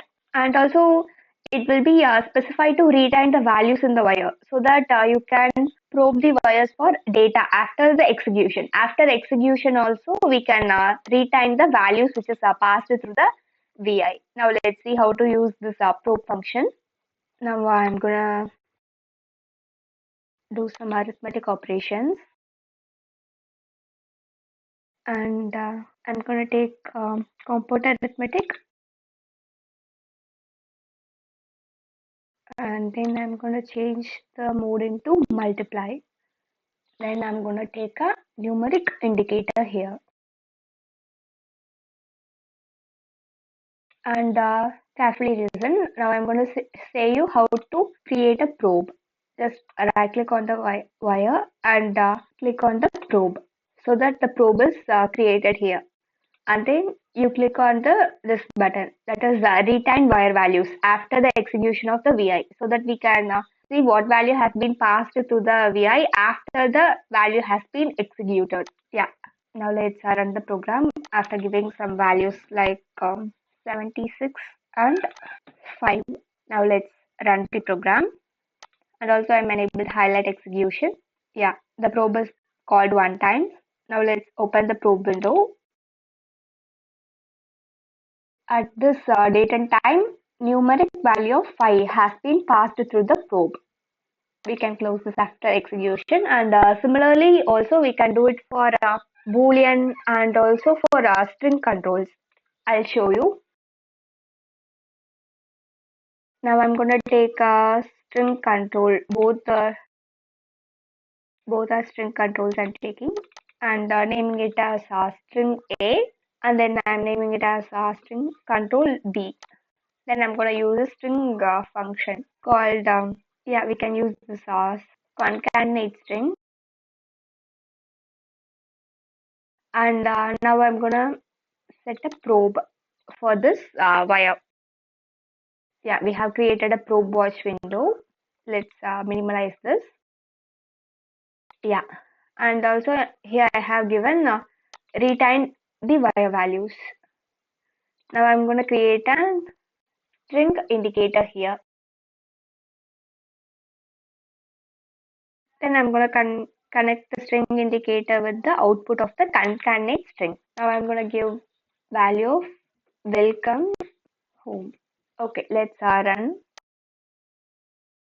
Yeah, we can see the value in probe window. Likewise, at this time, welcome has been passed through the probe 2. That is from the value of control A. That is welcome has been passed here. That is a probe display. Okay, let's see the same in Boolean. I'm taking a two Boolean controls and naming it as A and B. Now I'm going to perform the Boolean operation of OR. And in Boolean indicator, I'm using a round LED. Yeah, I'm going to connect the output of this with it. Okay, let's now create a probe here. Yeah, we have created a probe, and initially the probe is in false state. And I'm going to give it true, and here it is false. The OR condition is if any of the input is high, the output will be high. Okay, let's run the program. True and true, and obviously output is also a true. Now let's see the value in probe watch window. Yeah, it has been executed, and the probe display is true. Let's close this. Okay, let's move on to our next debugging techniques. That is, we have finished so far execution highlighting and single stepping and probes. Now let's recall. It is our execution highlighting tool, and it is our single stepping tools. That is a start single stepping, step over, and step out. And to create a probe for some controls, for creating the probe for this,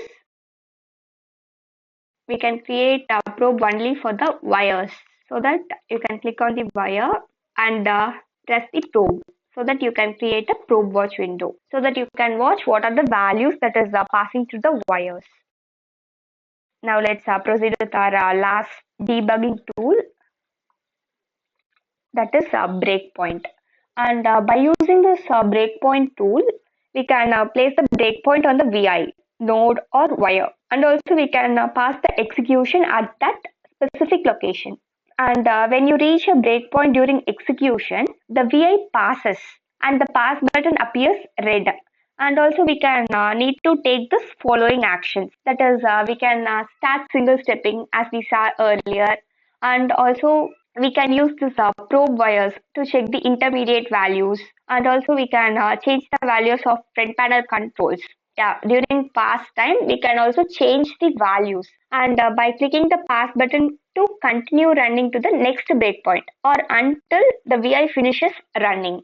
We can click the pass button so that the VI gets running to the next breakpoint or the VI finished its running. Now let's create breakpoint in our VI. Yeah, here I am taking several numeric controls like numeric control A, numeric control B, and then numeric control C, and I'm using this cleanup tool. Yeah. Now let's add this compound arithmetic function, and in this way I'm going to set up 3 breakpoints. Yeah. Now I'm going to take a numeric divide function, and I'm going to find the average of this 3 numbers and create a constant of 3. Yeah, I have created a numeric indicator. Yeah, I have connected with it. Now I'm going to give values to the controls like 65, 87, 45. Okay, let's set up a breakpoint here. I'm going to set a breakpoint. Just you click on the wire and create a set breakpoint so that the VI stops here. Then I'm going to click here, and then I'm going to make setup breakpoint here also. Yeah, I have set up 2 breakpoints in this VI. Now let's run the program. Yeah, the VI has been passed here. Now let's perform this single stepping. We can, by pressing this, we can step over to this compound arithmetic function. We have a step over the first breakpoint. That is, we have crossed the first breakpoint and we have come to the second breakpoint. Now we can also perform the single stepping so that we can step over the divide. Yeah, now we can finish the execution. Yeah, we have completed this execution by using this breakpoint. And also we have one special debugging tool called retain wire values. That is, if we press the retain wire values, it will enable you to probe value after the execution completes. And this option uses more memory because Labview is storing data for each wire as it runs. And also we should always remember to turn on this feature to off when you are done debugging to free the memory used in this VI. Okay guys, let's proceed to the slide. Yeah, we have completed our debugging techniques, that is by using highlighting execution and using single stepping and by using probes and by setting up the breakpoints. We have seen about how to correct the broken VIs and about the debugging techniques. We have seen 4 debugging techniques, that is highlighting execution and single stepping, probes, and by using breakpoints. Now let's proceed with what we need to do if we have any undefined or unexpected data as the output. And first of all, we need to check for unexpected infinity values or not a number values in your mathematical operations. First of all, we need to check the mathematical operations. That is, it may produce an infinity. Yeah, infinity is produced when we divide a number by 0.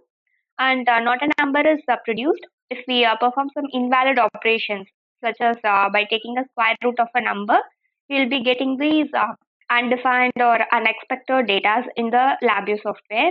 Now let's see what causes this infinity and not a number exceptions. First of all, I'm gonna do a square root for a negative number. It is a square root symbol for your convenience. I'm sibling a label. Now I'm going to create a constant and giving a value as -10. Then to see an input, I'm going to create a numeric indicator. To see an output, now let's connect these two ends. Now let's run the program. We have received an unexpected data as output, and we can resolve it by changing the input as 10 so that we can resolve it. Yeah, we have got an output. But if the unexpected data is produced when the input is in negative form. Okay, let's move on to our second case. That is, if we divide any number by 0, it will be producing an unexpected data output. So that I'm taking a divide symbol. Now I'm going to create a constant in both of the divide terminals. Now I'm going to give value for this like as 50, and for the second terminal I'm just giving as 0. Now I'm going to create a numeric indicator for that. Just we can have it as out indicator. Now we need to connect this. Let's run the program. Yeah, we have obtained the unexpected data as the output because the not a number is a floating point value that invalid operations produce, such as taking square root of the number produces this not a number exception in output. And also the infinity output is also a floating point value that valid operation produce, such as dividing a number by 0. If any number is divided by 0, obviously we're gonna get a infinity as a output. So it is a undefined or unexpected data. Okay, let's move on to our slide. What to look for if a VI produces unexpected data or behavior? What we need to do if some VI produce this infinity or not a number data? First of all, we need to see are there any unwired or hidden sub VIs, and in many cases the sub VIs will be in a hidden form. I'll show how the sub VI will be hidden. Now I'm creating a sample sub VI for your I'm just going to create an control here as X. Then I'm going to create a control over here as Y. Then I'm going to create an indicator here. Now I'm going to make it as sub-VI. Just go to edit and click on create sub-VI so that we have created the sub-VI. Now I'm going to take some structures like case structure and placing over the sub-VI. In some cases the sub-VI may be hidden. Like if we overdo. Likewise, if this case structure is on the sub-VI means the sub-VI will be hidden, so we don't know where the error. So we need to be very careful by handling this. And our second point is the default data is correct. Sometimes we may give the default boolean data to string or string data to numeric, so that also it may produce some unexpected data in the output, so that we need to check the default data is correct or not. And does the VI pass any undefined data? And in this case, they are just telling us like the user gives any undefined data as an input means obviously the output is also will be a undefined data. For example, we have given right in square root we have given -10. The user itself given -10. That's why only we have a result of not a number output. So we need to check that also. And also our numeric representations are correct. Yeah, we need to check the numeric representation. If we connect any one of the node with double precision representation, we need to connect the other node with double precision representation. If we connect it with something like I32 or I16, it may result in production of unexpected data. Let's see how it is. And now I'm taking a numeric control over here, and I'm taking another numeric control. Here the representation of the numeric control is DBL, but I'm going to change this second numeric control as something called U32 or I8. We can have it.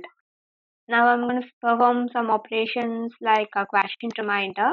In many cases, we won't get some unexpected data, but it may result in indication of collision dot. Yeah, this is our collision dot. Now let's create an indicator for reminder. Now let's create an indicator for quotient. We have created an indicator.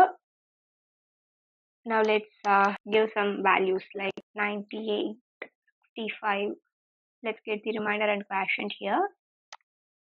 Yeah, it doesn't report any unexpected data, but it obviously in some cases it may report the unexpected data, and then other some cases only the representation of collision dot will be there. Okay, let's move on to the slide. Yeah, or the node executed in the correct order. We need to check whether the node has been executed in correct order. Okay, let's move on to the next slide. That is how to correct the unexpected data in the VI. How we need to correct those data arising during the execution of the program.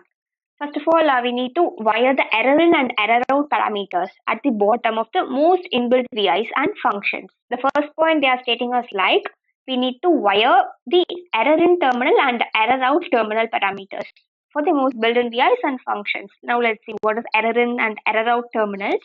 And in front panel, we'll be having error in and error out terminals in data containers. Yeah, you can see it is our error in terminal. It contains the status, code, and source of the code.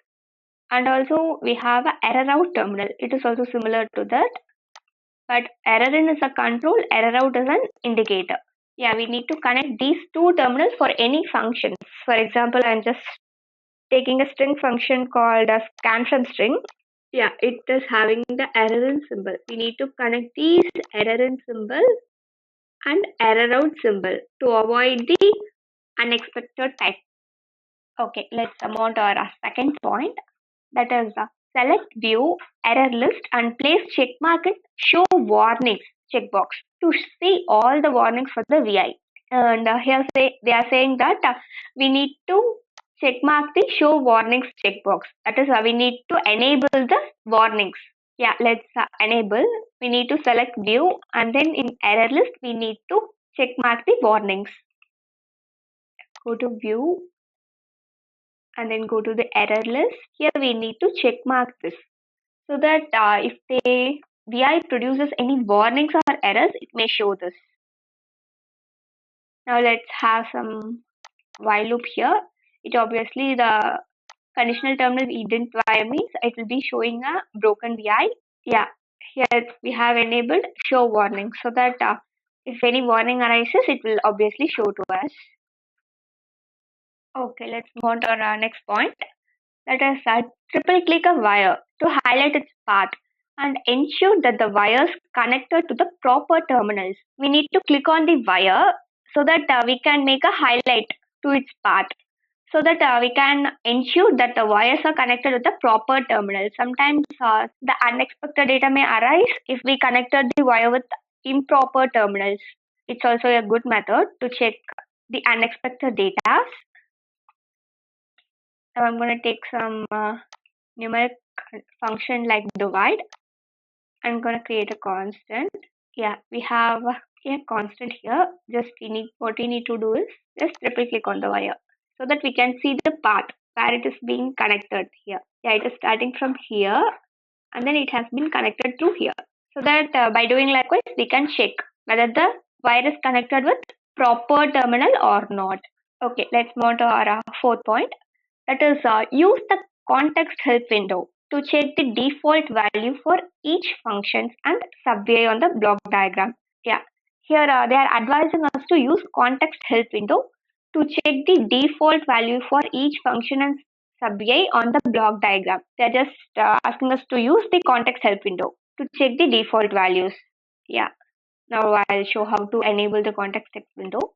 Go to the block diagram and click on the help. Here we'll be seeing show context help. You can just click on that so that you can have help for any functions you'll be using. Just I'm going to take a compound arithmetic. You'll be having a compound arithmetic function, that is detailed help will be there, and also they'll be giving just in minimalistic form, like it will be performing arithmetic on one or more numeric array clusters or boolean inputs. Likewise they will be giving us. Yeah, it is also best used to find the unexpected data. And check the node execution order. Yeah, we need to check the node execution order. Nodes are nothing but the data we have connected through that. Yeah, it is our first node, second node, likewise. It is our output node. We have two output nodes. We need to check. I'm going to create a numeric control over here. Yeah, if I have create this, with this means it won't be correct because the control should be given as an input and the indicator only should be connected with the output. So there must be a proper node execution over here. It may also reduces the unexpected data as output. Yeah, likewise we can connect. Likewise also we can connect. And just to ensure whether they have connected properly, you just double click on the node so that you can see where the numeric to control is connected with this quotient reminder function. Okay, then let's move on to next point.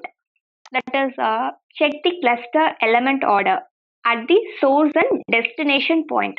We need to check the cluster element order. Likewise, they are saying so that we can avoid the unexpected data, avoid or we can correct the unexpected data. In data containers, we'll be having a cluster. We need to check the cluster node. Yeah, they have given some warnings. That's why I have enabled the warnings. See the warnings, block diagram, front panel terminal, cluster is unwired front panel terminal. It's unwired. So they have produced a warning for that. Now let's have some numeric control in it. And we can also have a boolean. Now we can create an cluster indicator. We need to connect these both controls and indicators. Otherwise, the warning will be always there. You can see that. It has produced us 2 warnings, but we can run the VI and we won't be able to get output if we didn't connect the controls and indicators. Means the 2 warnings states that front panel terminal cluster 2 contains unwired front panel terminal. That is unwired. Only the unwired is the warning. Just we can wire that. The warning is disabled. Yeah, now let's give some values like 89 and true. If we have connected it with wire means we can able to get the output. If we have removed these means we won't be able to get any outputs because we didn't connect it with wires. I have connected it. Now we have obtained the output. Okay. We have seen how to correct the unexpected data in the VI. It is we have 6 main tips here. Okay guys, let's proceed with our next slide. That is error handling. And error handling deals with how to handle the error that occurs during the runtime or the execution time of the VI. And we have 4 types of error handling in the Labview platform.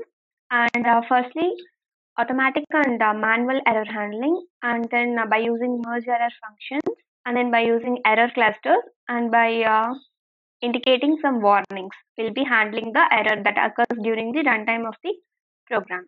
Now let's proceed to the error handling. And first of all, what does mean by error handling means? First, we need to anticipate the error. Then we need to detect the error, and then we need to give a resolution to the error and warnings. That is, we need to find solution to the errors and warnings that occurs during the runtime of the program. And you cannot predict every problem a user can encounter. We cannot say what are the problems the user may encounter during the program execution.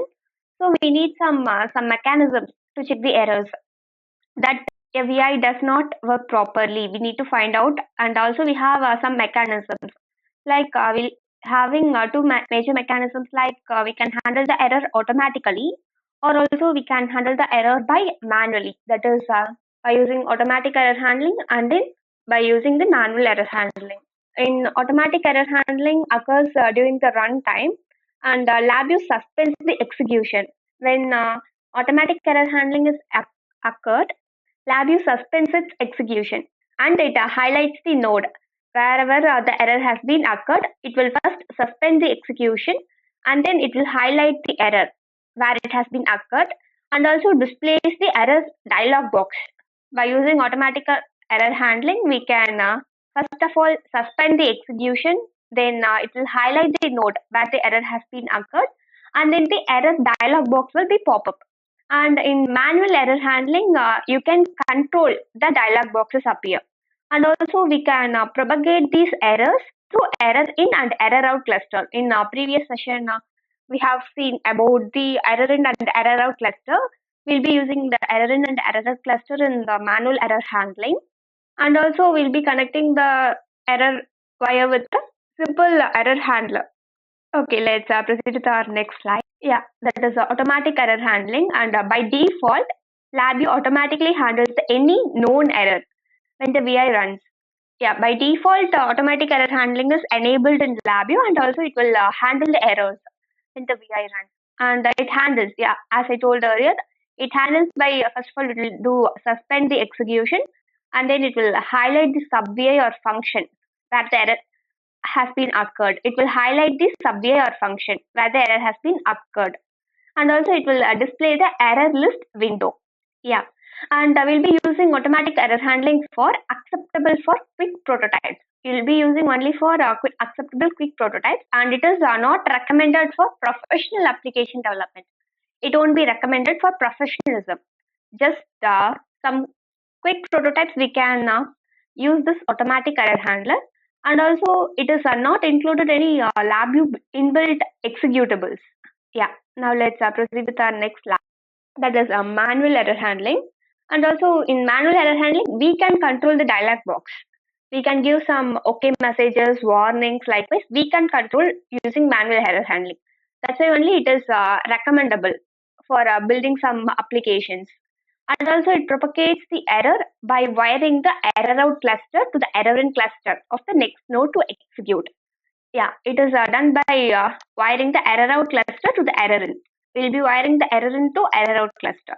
And also it will terminate the error chain with a call called simple error handler. We'll see about this simple error handler and error in and error out cluster terminals. Yeah, now I'm going to take error in terminal from a front panel data containers.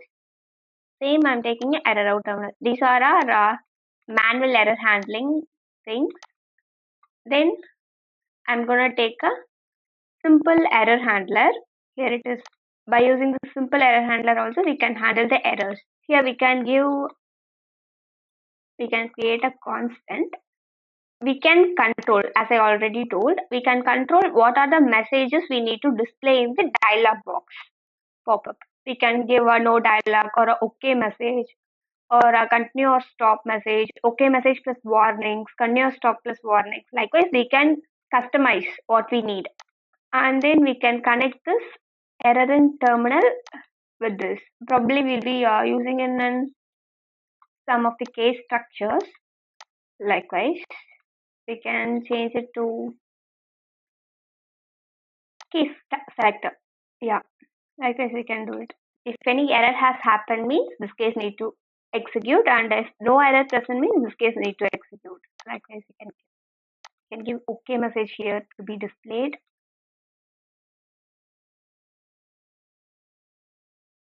And in this case, we can give some error message plus warnings.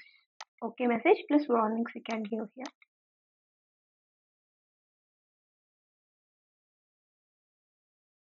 Now let's just execute it. Yeah, we have received some warnings. Like error out is unwired. Likewise, some warnings will be generated if any errors or warnings are present. And also by using Labview help, we can have a brief description about these warnings and errors. And it takes some time to load.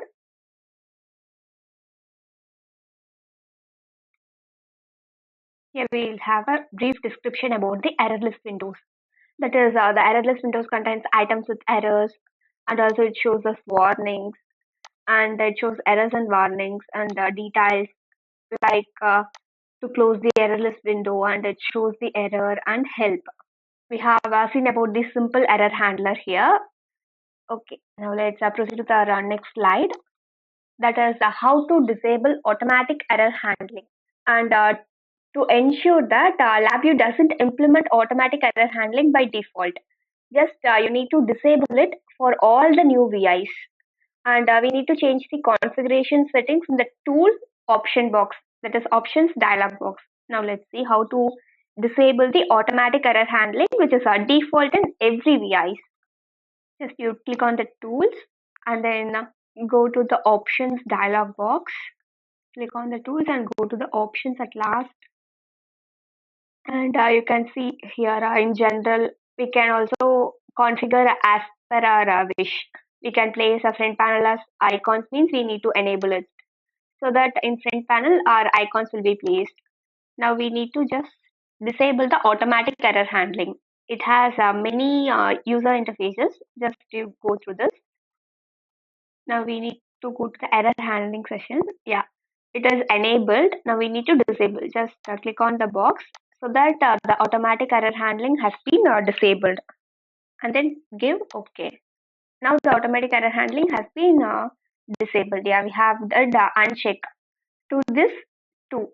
That is enable automatic error handling in UVI and enable automatic error handling dialogs. We have unchecked this so that the automatic error handling has been disabled. Okay, then let's move to our next slide. that is merge errors, and it is used to propagate error along wires. Yeah, we can merge many wires as we use concatenate string. Likewise, we can merge as many error wires together by using the function called merge errors. And merge errors from it will merge errors from the different wire paths, as I told earlier. And merge error function returns the first error found, and if no error found, it returns the first warning, and it will return the first of all, if any error found means it will return the error. If no error was there in the vi means it will return the warning, some of the warnings it will be returning us. And the merge error function does not concatenate errors. We need to note this. It won't concatenate the error, it will just display the first error found. If any one error found in any vi, it will just return the error and it will stop the vi. It won't concatenate the errors. Now let's see the merge error function here. And the merge error function is in dialog on user interface panel, and we can drag it so that we can have as many as inputs, and it will return only the first error found and it will stop the vi. Now let's see. Just error in and error out. Now I'm going to have furthermore error ins. Yeah, I have 3 error in, that is 3 controls for errors, and I'm gonna connect these 3 error controls to this merge error function.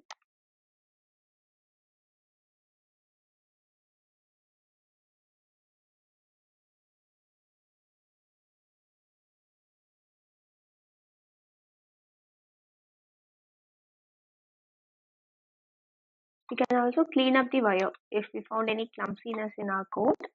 Yeah, it is our merge error function, and it will return the first error it has found. I'm disabling label. Yeah, it is our merge error function. Likewise, we can use the merge error function by giving many many cluster inputs. Okay, let's move on to our next function, that is error clusters.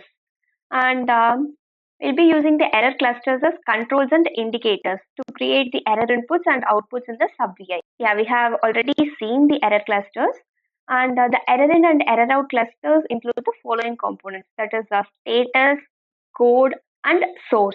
And in VIs and function returns error in two ways, that is with numeric error codes or with error clusters.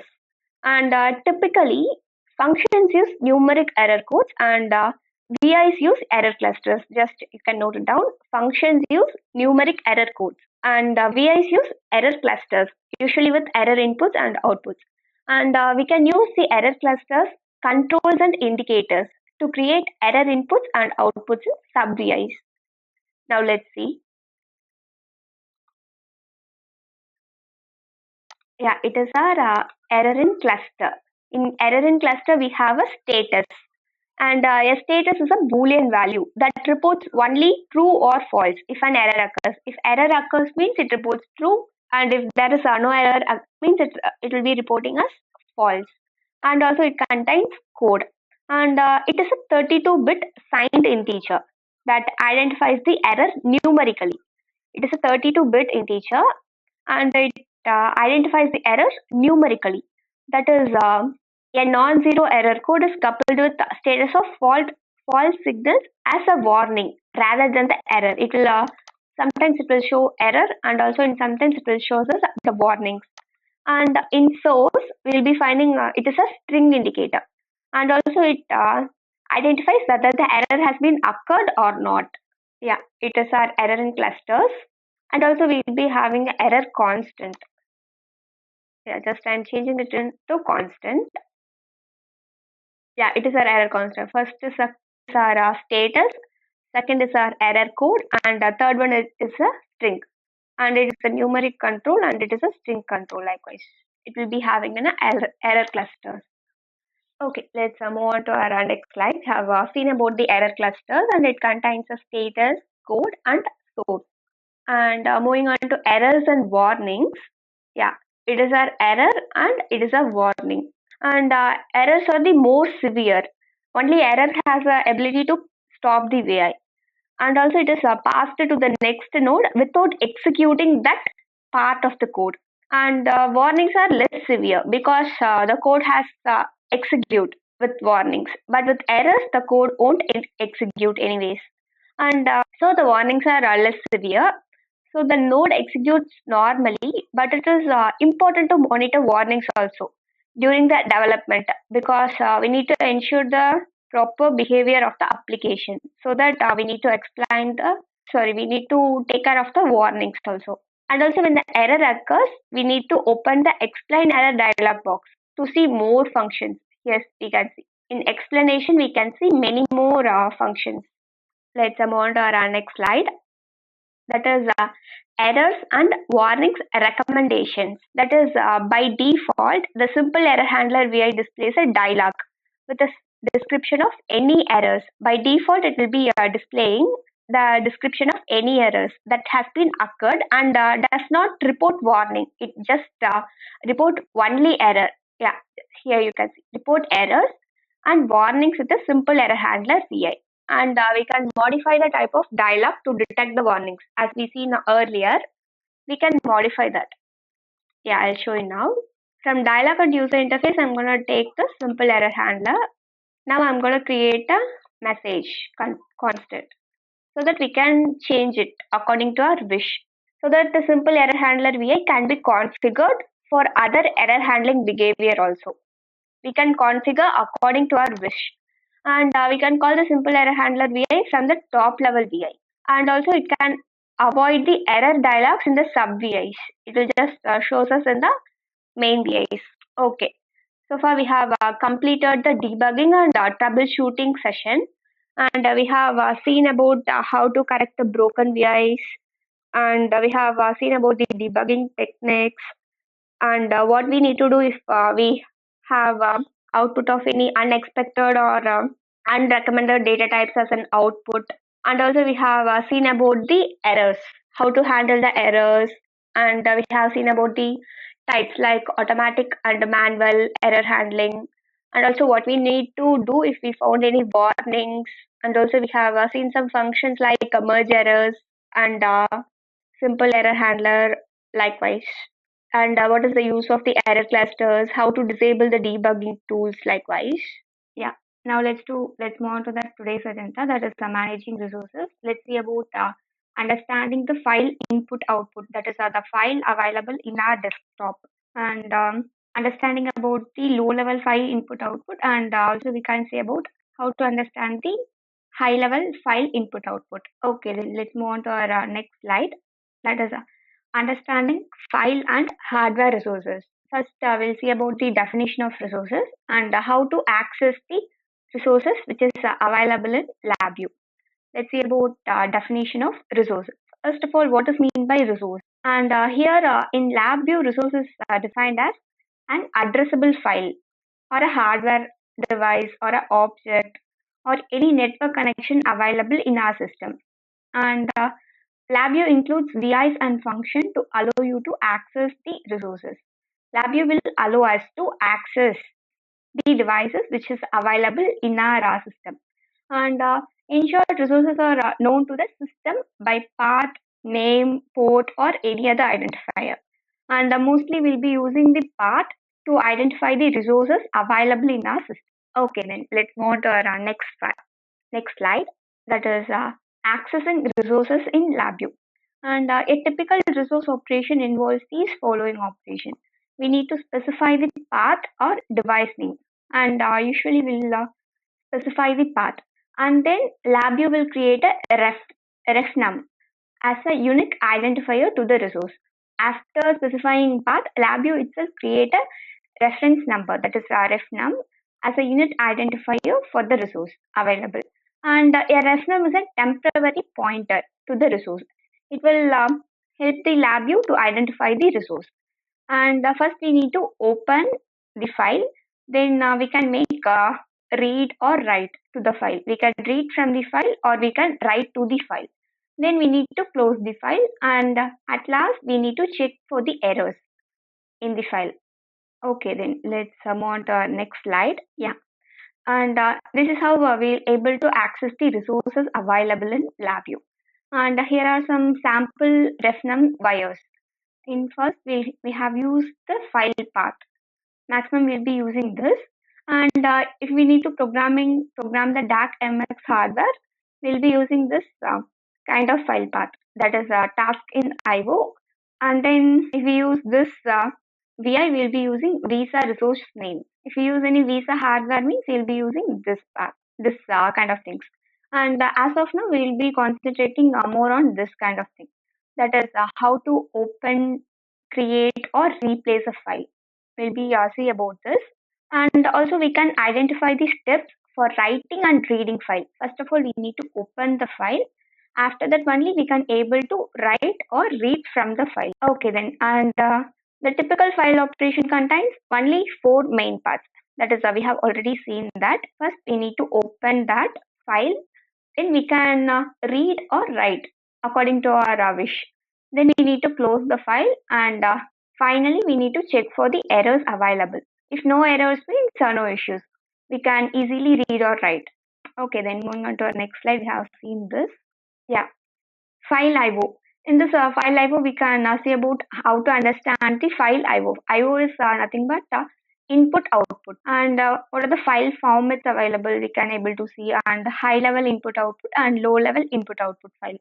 And okay, then let's move on to our next slide. That is file IO palette, and the file IO palette includes functions to create or open a file. You can see we can able to create or we can open the file, and then we can read a data from or write data to. Here you can see read, write text file, read to the text file.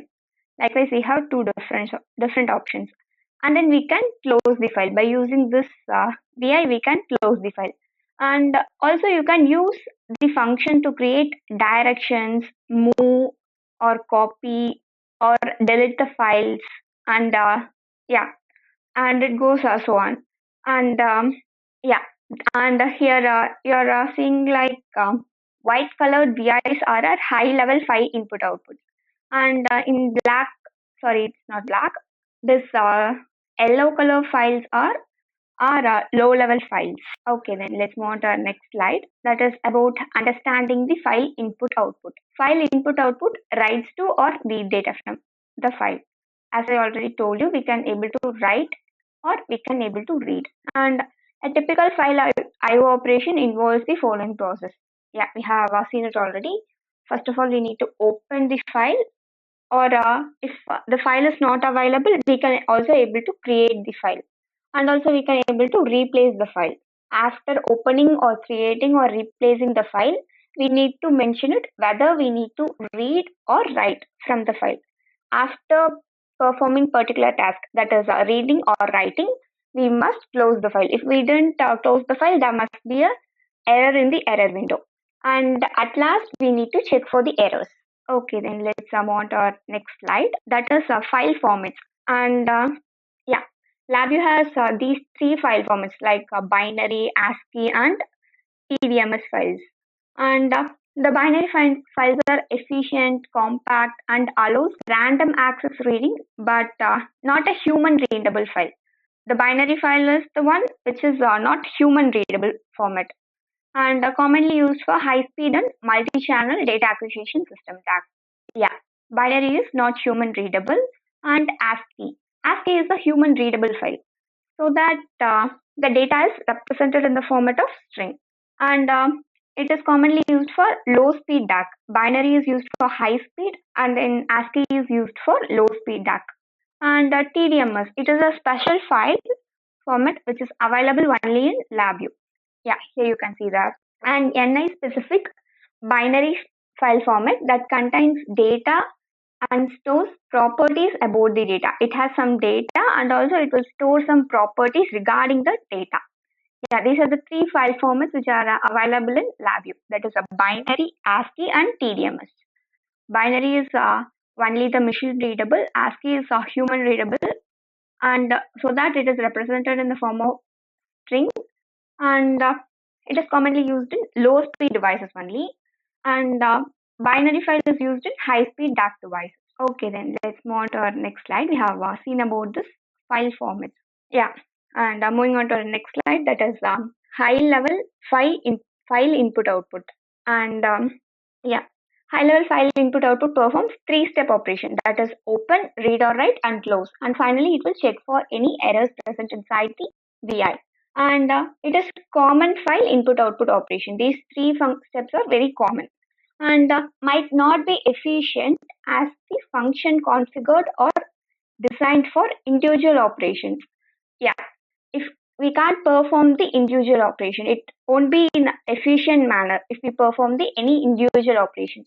Now let's move on to low level file IO functions, and by using this low level file IO function, we can perform the individual operation. That is a individual function for step by step we can perform, and also it is efficient for writing to a file in loop. Okay, then let's move on to our next slide. We have seen about the high level file IO functions and low level file IO function. Yeah, as I already told, this white colored VIs are high level file IOs. That is write spreadsheet file, read spreadsheet file, and write to or read to measurement file likewise. And in write to spreadsheet file, it will convert the array of double precision number to a text string, and also it writes to a string to an ASCII file.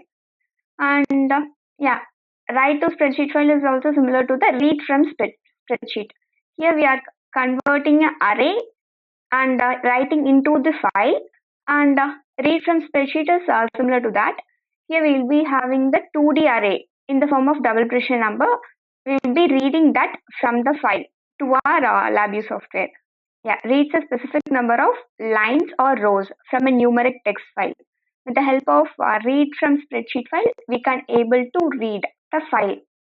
And read to or write from measurement file is, it is express VI that writes to or read a data from LVM or TDMS file format. These two are special file format which is available in Labview. Okay, then let's move on to our slide. Yeah, here we have a simple program using a low level file IO operation. Here we have opened a file, and we have write this random number into this file. After that, we have closed the file. Then we have put a simple error handler into it. Now let's see how to program this low level file IO operation. For that, I'm going to open a Labview software, and I'm going to take these functions from the file IO palette, which is available in function palette. You can see that it is a function palette. From that, we need to take this file IO. Now I'm going to pin this file IO palette. Now I'm going to take this low level file, and I'm enabling the label for that. After that, I'm going to create a control, and without file path we are unable to access the file, so file path is must. Yeah, then we can create an operation by just creating a constant. Here we can open or replace or create, open or create likewise. Now I'm going to create.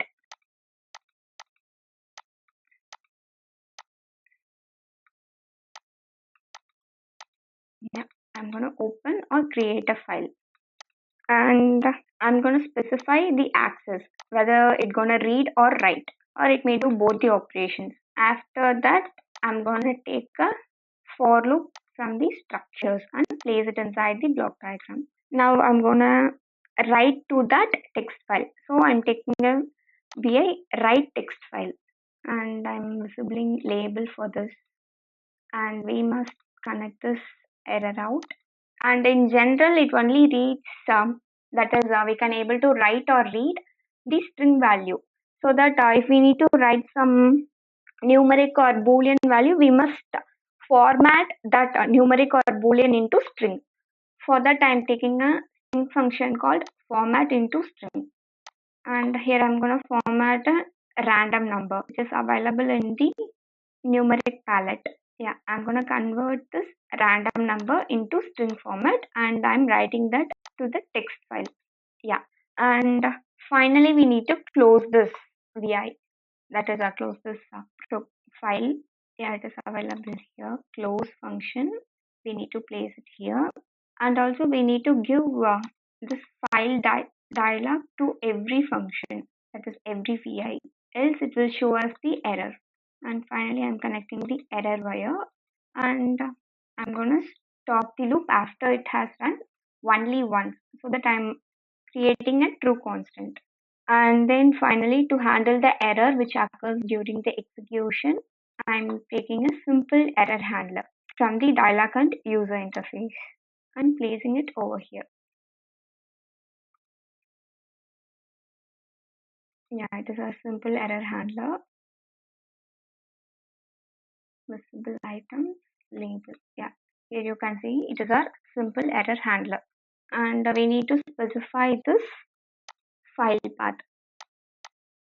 Now I'm gonna give this file's location to write that random number into it. And I have saved it in the desktop, Labview, and sample text document. Just click on that. Yeah, I'm gonna give this. Now I'm gonna search using this file icon. Here I have arrived at. Just click on the sample and okay. Yeah, here we have arrived the location of the file, sample file we have created to write the random number. And we can run the VI. Now let's open the file and see whether the random number has been written to that file. Yeah, the random number has been generated, and by using this file operation, we have written the random number into a sample text file. Okay, then let's see how to read from the text file. It is also very similar to write, just we can replace the write with read binary file, so that we don't need this function. So I'm removing it, and from data you just create a indicator, so that you can able to see what is written inside the file. Now let's run the program. Yeah, the data has been read as 0, because it will read only because we are reading from binary file. So it will read some values like 0s and 1s, but our data is in the format of some random numbers. So it is unable to read that. Okay, then let's move on to our slide. We have seen about how to read and write, and we can also replace it with read text file, so that it can able to read. Just I'm labeling it. In previous we have seen how to read from binary format, so that it have read the value in binary format. Yeah, if we give read from text file means it can able to read the data. Okay, then let's move on to our slide. We have seen about how to read and write from the text file which is available in our system. Yeah, we have seen this understanding low level file input output. Now let's move on to our next slide, that is streaming data to the disk. And disk streaming is a technique for keeping files open while you perform multiple write operation. By using this technique, we can perform multiple write operation to a single file, and we can use low level function when file input output is occurring within a loop to save memory resources. Yeah, it is also similar to that one we have did in this, but we can write multiple write operation. We can perform multiple write operation by using this streaming data to the disk function. Okay, then we can see about the string function. And using this string function, we can able to write data to the text file. We have seen it. We have used this format into string function, and we have written a numeric value to the text file. And also we have read the data from the text file. And for that, you must convert the data into the string data type, and use the items for string palettes to convert numeric and other data types to the text. Yeah, in our string palette we have many functions, and I'll let you know how to use these functions now. So that I'm just opening. Yeah, it is a string palette. In string palette, we have used this format into string function. And yeah, these are a number to string conversion palette. Usually we use this string function to convert a number to decimal string. You can see we can give some input in the format of number, and we'll be getting the output in the format of decimal string. Now I'm giving an input as 89, and it is a numeric data type. It is in the format of numeric, and after converting using this function, we can able to get this number in the format of string. Yeah, we have obtained this output. And also we can convert a string to number. To convert the string to number, we'll be using a function called decimal string to number. Yeah, here I'm just creating a control, and this control is our input. And in this string, I'm gonna give value like 34. It is our input. After that, I'm gonna create an indicator to get the 34 string in the format of number, that is numeric data type. Now let's run the program. Yeah, we have obtained it. Yeah, likewise, we have many other string functions. We can also obtain a number to hexadecimal string, octal string, fractional string, exponential string, likewise. And similarly, we can convert the decimal string to number, hexadecimal string to number, and octal string into number. Likewise, we can perform many operations. Yeah, and by using this, we can also able to write or read from the file. Okay, then let's move on to our slide. Yeah, we have seen about the string functions which are available in the Labview. And yeah, so far we have completed the managing resources. That is, managing resources is nothing but how to use the resources which are available in our desktop or system. That is how to read from the file, how to write from the file. Likewise, we have seen, and also we have seen about the high level and low level file IO functions. Yeah, today's agenda we're going to see about what is meant by modularity, and what is meant by icon, connector pane, and how to use sub-VIs. And these are our today's agenda's topic. Now let's move on to our next slide. That is what is meant by modularity. Yeah, modularity is a degree to which a program is composed of discrete modules. Modularity is nothing but a program contains some discrete modules in it. Small modules, which is we can reuse that modules in any other VIs. Yeah, such that change to one module has a minimum impact on the other module. Yeah, modularity is nothing but it is some discrete module which is available inside the VI. And Labview uses sub-VI to create the modularity. Yeah, to achieve modularity in Labview, we are using a sub-VI. And by creating sub-VI, we can now say that the code is a modular code. If we use sub-VI in any of the VIs, we can say that it is a modular code. Okay, then let's move on to our next slide. That is sub-VI. Sub-VI is a VI which is present inside the another VI, and sub-VI corresponds to subroutine in text-based programming languages. Sub-VI is called as subroutines in our text-based programming languages. And the upper right corner of the front panel and block diagram displays the icon of the VI. Yeah, I'll show you. It is our icon, and this icon identifies the VI when you place the VI on the block diagram. Yeah. When you place a VI in the block diagram, this icon identifies. For example, I'm opening this and I'm going to place some other VI into it. For that, I'm going to the desktop. I'm going to place this sample inside this main VI. Yeah, it is our icon. Likewise, we can place it by just drag and dropping. You can see that icon identifies the VI when you place the VI on the block diagram. Yeah, if we double tap on that icon, means a VI will gonna open for us. Okay, then let's move on to our next slide.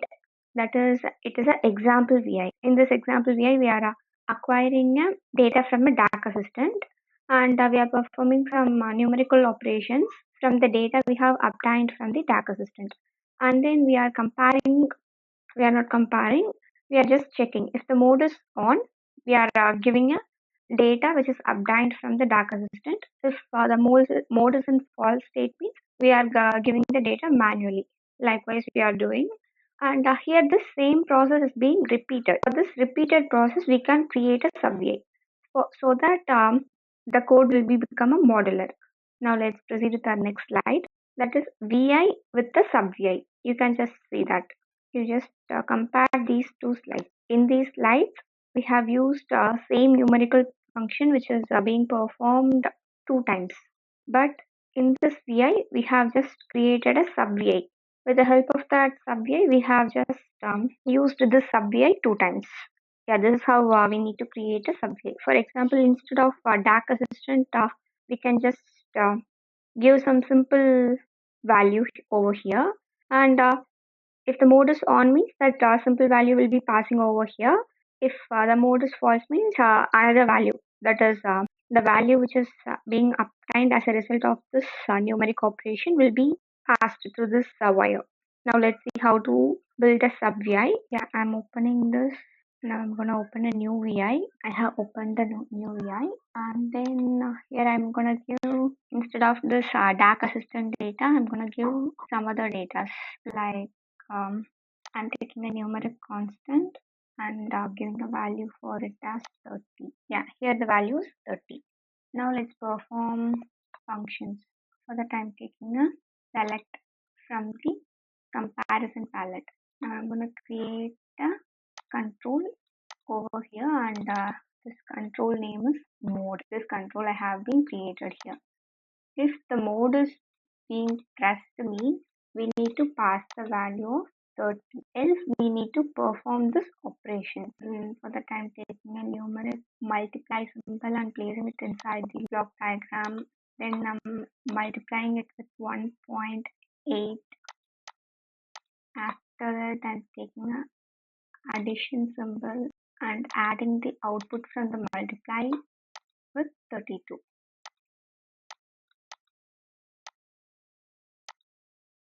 Yeah, now we can give it in the false.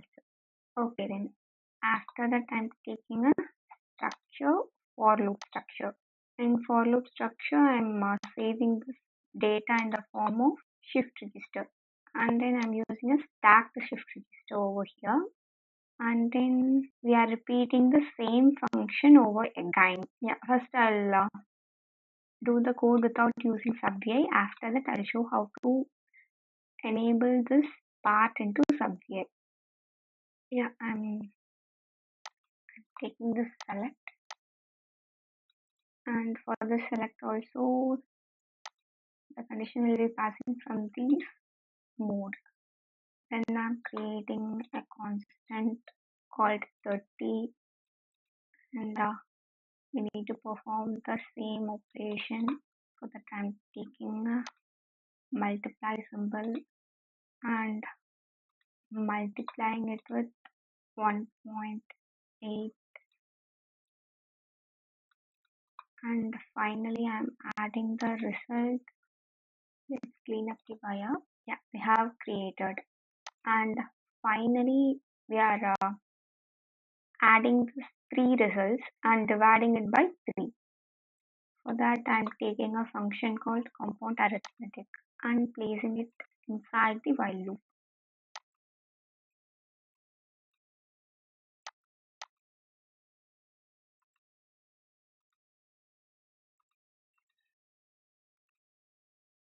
And finally I'm dividing this and giving it to the shift register and dividing it by 3.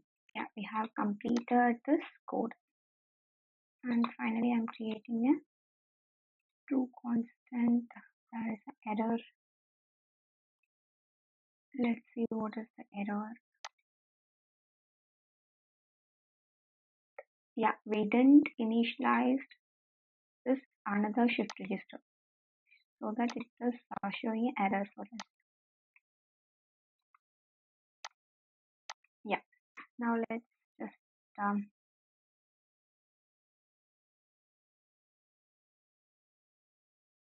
yeah, we have created the program, but we have used this part of code twice in the program. If we use twice any part means we can convert that into sub-VI. For that you just need to select what are the parts you need in sub-vi. I need these many paths in my sub-vi, so that I have dragged and selected. After that, go to the edit and create sub-vi, so that we have created the sub-vi. And similarly, we can use this sub-vi here also, instead of repeating this code once again. So that I'm deleting it, I'm gonna drag this and keep it inside the for loop. This is how we need to use the sub-vi in the program, so that the program is more modular. The modularity of the program is very high. Now let's move on to our slide. Yeah, we have seen this example. Instead of DAC assistant, we have just used some constants. Yeah, we have seen this, and we have also seen this. Now let's move on to our next slide. That is difference between having a VI and sub-VI in a block diagram. Yeah, in our C program, we'll be using this kind of code. For function code, we'll be using this kind of code. And to call the program code, we'll be using this kind of code. And yeah, it is a sub-VI block diagram. If we double click the sub-VI, we can able to see the functions we have used inside the block diagram. That is our sub-VI. Now I'm going to double tap the sub-VI, so that I can see these many functions we are repeatedly used inside the VI. Yeah, this is how we can able to view the sub-VI. Just make a double tap on it, and then you can view the sub-VI. That is how you can view the functions inside the sub-VI. And yeah, you can see this. And likewise only the sub-VI is appeared in our VI. Yeah, you can see it is our main VI. The sub-VI will appear like this kind of box. Okay, then let's move on to our next slide. That's icon. In our icon, we'll be seeing about what are the characteristics of good icon, and using the icon editor. We have an icon editor in our Labview software, and let's see how to use the icon editor. And also we can see about what are the characteristics of good code. It is our icon symbol. We have already seen this, and an icon is a graphical representation of a VI. Yeah, it is nothing. It is just a graphical representation of a VI. And if you use a VI as a sub-VI, the icon identifies the sub-VI on block diagram of the VI. Yeah, if you use any sub-VI in a VI, this icon only identifies. That is, the sub-VI is present inside the block diagram. You can see it over here. Yeah, it is only the representation of sub-VI in the block diagram. And we can also edit this icon. Yeah, we have seen what is meant by icon. And what are the characteristics of good icon? Good icon conveys the functionality of the VI using. That is, it must show us what is this functionality it's gonna perform by using some relevant graphics or some descriptive text if necessary. We'll see how to use graphics and descriptive text in this sub-VI edit icon. Now I'm going to open the sub-VI, that is main VI. After that, I'm going to double tap on that, so that I can able to open the sub-VI. Yeah, it is our sub-VI, and you can see it over here. It is our icon. Just make a double tap on it. It will be opening. Yeah. First of all, it is a default icon. For every Labview program, this icon will be there. So first of all, we need to delete this icons. For that, we have an option called layers. Go to the option layers and click on the user layers. Then you delete this icon. After that, go to the templates. In template, you can find template. As of now, I have one simple template called Labview Basic. Now I'm going to show how to create this template. For that, you just remove this. Yeah, you need to remove that, and by using this rectangle tool, you just draw a rectangle inside this. After that, go and take this tool, or you can take this line tool also. Then you can draw a straight line. And after that, you can use some glimpse. As of now, the glimpse loading, yeah, it takes some time to load. If you need glimpse means you can add glimpse, or else you can also add the text. In icon text you can add. And here I'm adding some, it is a sub vi, right? So that I'm giving it a sub vi. Yeah, we need to give it in a line 1 text. Yeah, it is a sub vi. Likewise, we can also edit it. And we can also fill the colors. And for filling colors, we need to select the colors first. And then you just tap on this bucket icon, and you can do likewise. And yeah, likewise you can do. And for this, by using this tool, we can also able to write over here. Just for example, I'm writing as temp, and before that you need to change the color because the red color looks odd. So that you need to change the color, and you can write temp. And by using arrow keys, you can shape it accordingly. Yeah. After that, if you need means you can fill the colors. Then click on OK. Yeah, we have created a sub VI icon editor, and it will be reflected in our main VI. And before that, you need to save the changes. You can see that the icon we have edited has been reflected over here. Okay, then let's move on to our next slide. We have seen how to use the icon editor tool. Yeah, creating icon editor. We have seen these at all. Here you can see the glimpse which has not loaded. You just drag and drop inside the icon so that you can able to acquire the glimpse inside the icon. Yeah, for that you need to open the icon editor using one of these methods by right clicking the icon on the upper right of the front panel or block diagram and select edit icon. We have seen that, you can see it over here, and it is our front panel. We can also design an icon for our front panel too. Just make a double click. They have told us right click the icon in the upper right corner of the front panel or block diagram and select edit icon. Yeah, I'm gonna right click here so that I have arrived with icon editor. Now I'm gonna do edit.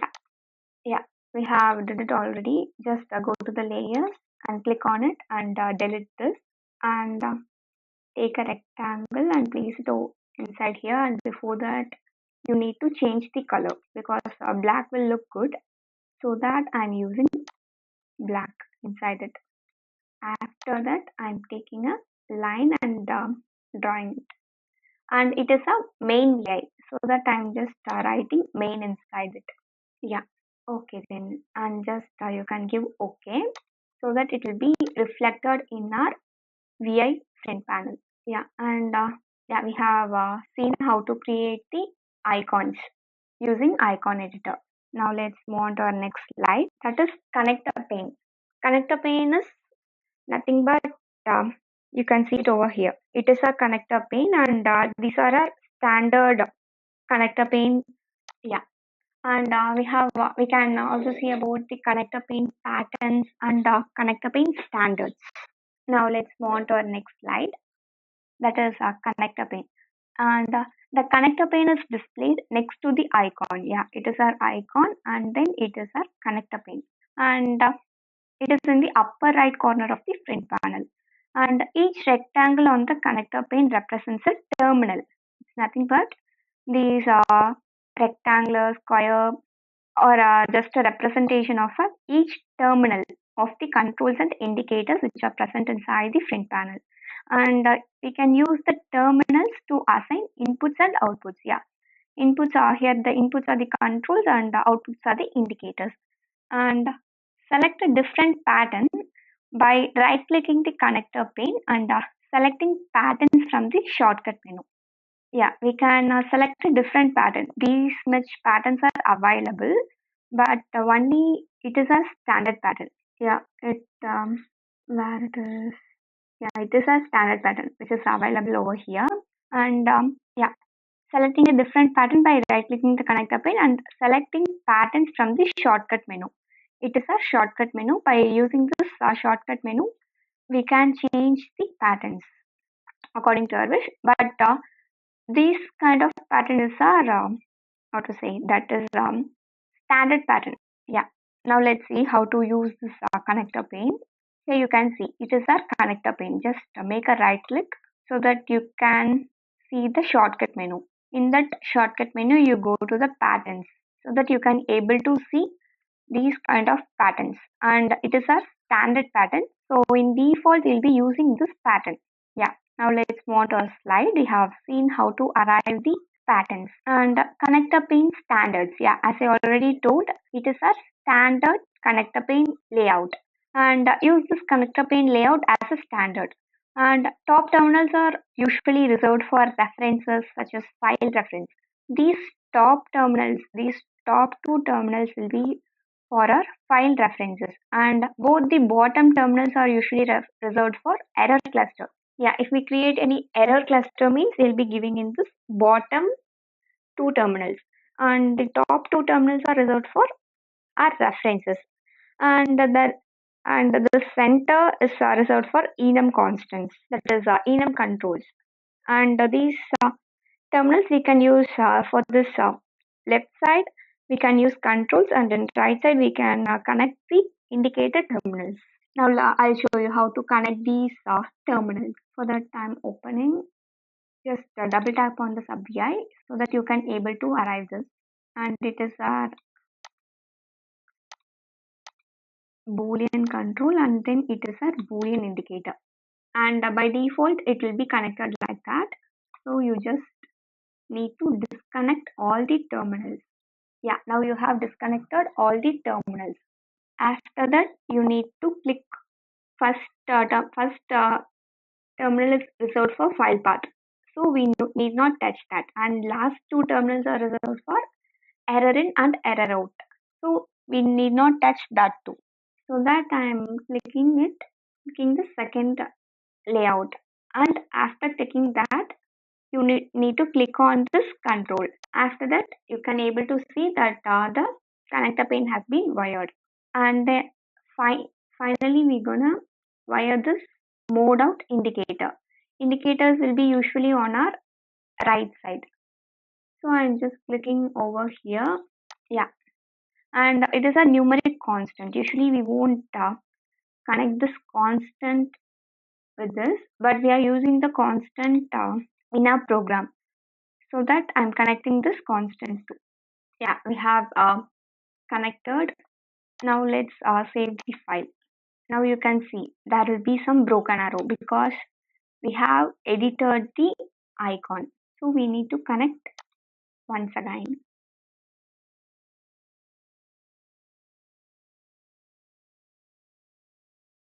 Yeah, here we are using constant as a in the indicator one, so we need to disconnect it from control side and need to shift it to the indicator side. So we need to disconnect this terminal and click on the indicator side and click on this numeric and save the file. Now you can able to see that numeric here, and finally, yeah, we have created a sub vi, and we have edited using the icon editor, and then we have seen how to use the connector pins. Now let's move on to our slide. We have seen about the standard connector pins. Okay, then let's move on to our next slide, that is using sub vi. We have already seen how to use sub vi, and using sub vi in our block diagram and in terminal settings and in handling errors and creating from a section of block diagram. Yeah, let's see about this sub VIs. Using sub VIs, options to place a sub VI on the block diagram.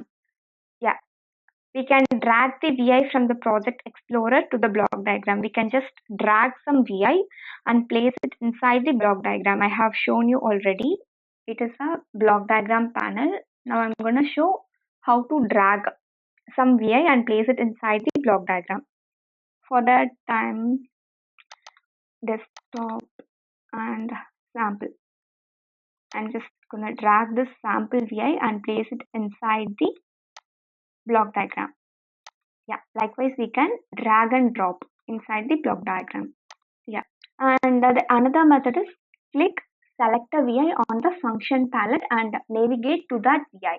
We need to click select a VI on our function palette. For that, I'm going to this function palette. From this select a VI we are having, click on that. After that, we'll be able to get some of the VI which are available. In that, I'm gonna take this sub VI and click OK. After that, we can able to get the sub VI into our VI. And our last method is drag a icon from a open VI to block diagram of another VI. Yeah, it is also similar to dragging the VI only. So let's move on to our next slide. Yeah, we have seen these three methods to use sub VI inside our VI. And terminal settings. Yeah, we have seen it already. If the terminal setting is bold means the terminal is a required terminal. If we didn't wire that required terminal means it will show us error. And if the terminal is in plain, that is the terminal is indicated in plain means it is just a recommended terminal. And the program won't care if we wire or doesn't wire that particular terminal. And if the terminal is in dimmed mode, it is just an optional terminal. We need not wire that terminal. Yeah, it is our terminal settings. Now let's see about this terminal settings. For that, I'm taking a file, a right delimited spreadsheet, and I'm pressing Control H to arrive at help window. It is a context help. You can see we doesn't have any bold terminals, that is a required terminal.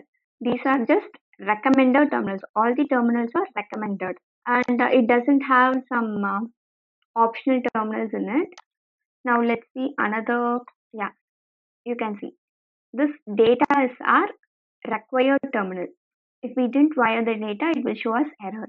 Just I'm creating some constant. If we create constant also, it is showing us some errors. We need to wire the proper data value inside it. If we didn't wire means it will show us some error. It is also a sub VI. Just double tap it, you can able to open it. Yeah, it's not opening. Okay, then let's move on to our slide. We have seen about this context help window. And handling errors, yeah, we have seen it already. Use a case structure to handle errors that is passed into the sub VI. Yeah, we need to use this case structure. In case structure, we'll be having two cases, that is error case and no error case. By using this, we can able to handle the errors. And moving on to our next slide. Yeah, that is they have shown us how to avoid using Labview error handler VI inside a sub VI. We need not use this error out data inside this sub VI. We need to use likewise only. That is, we need to use a case structure.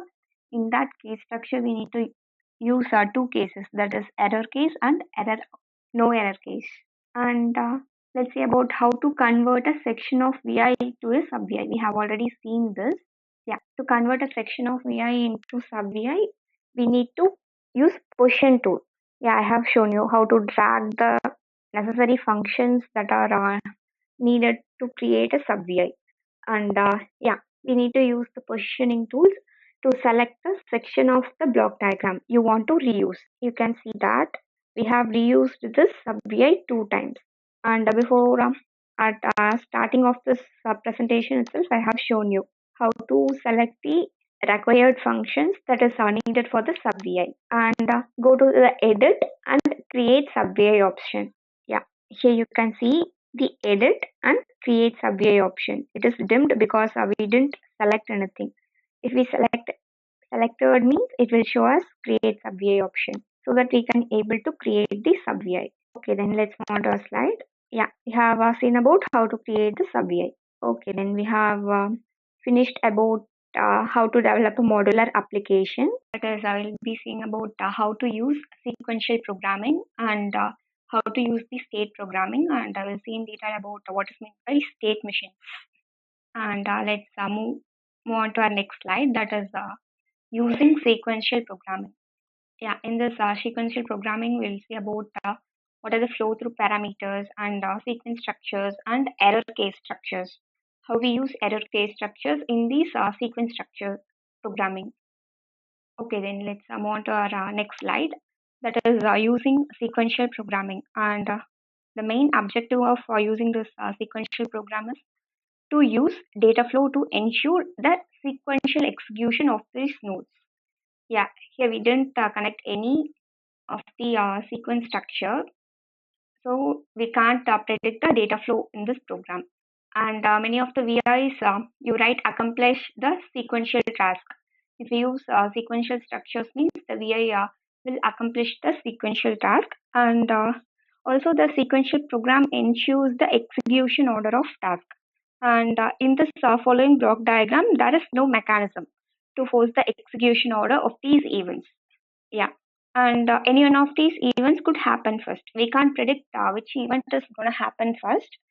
For that, to make the event run according to our wish, we must use the sequence structure in the program.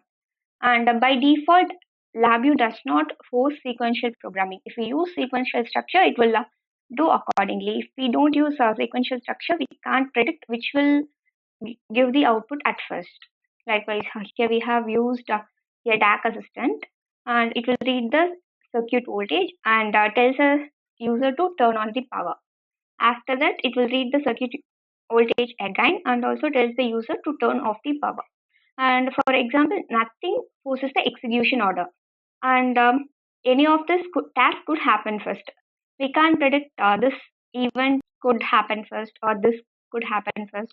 And if we use the sequence structure in this programming, we can tell correctly that is this task will perform first.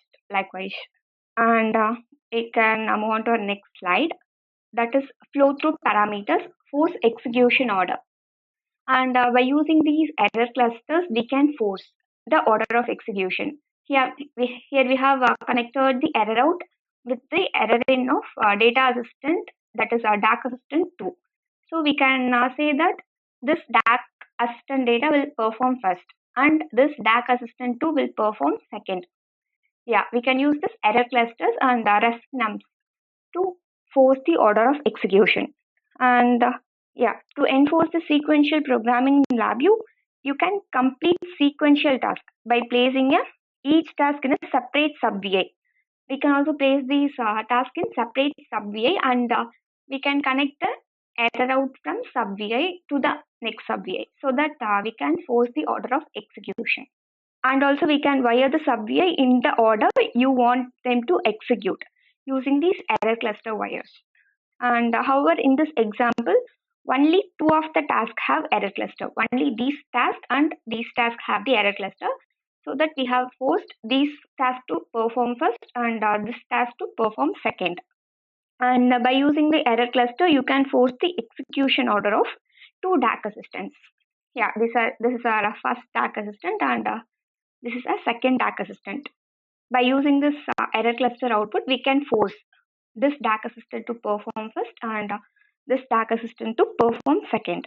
And but not the one button dialog function as shown in the figure. We can't predict that this one button dialog will execute after completion of this DAC assistant 1 execution. It may also execute as after this first DAC assistant. So we can't predict.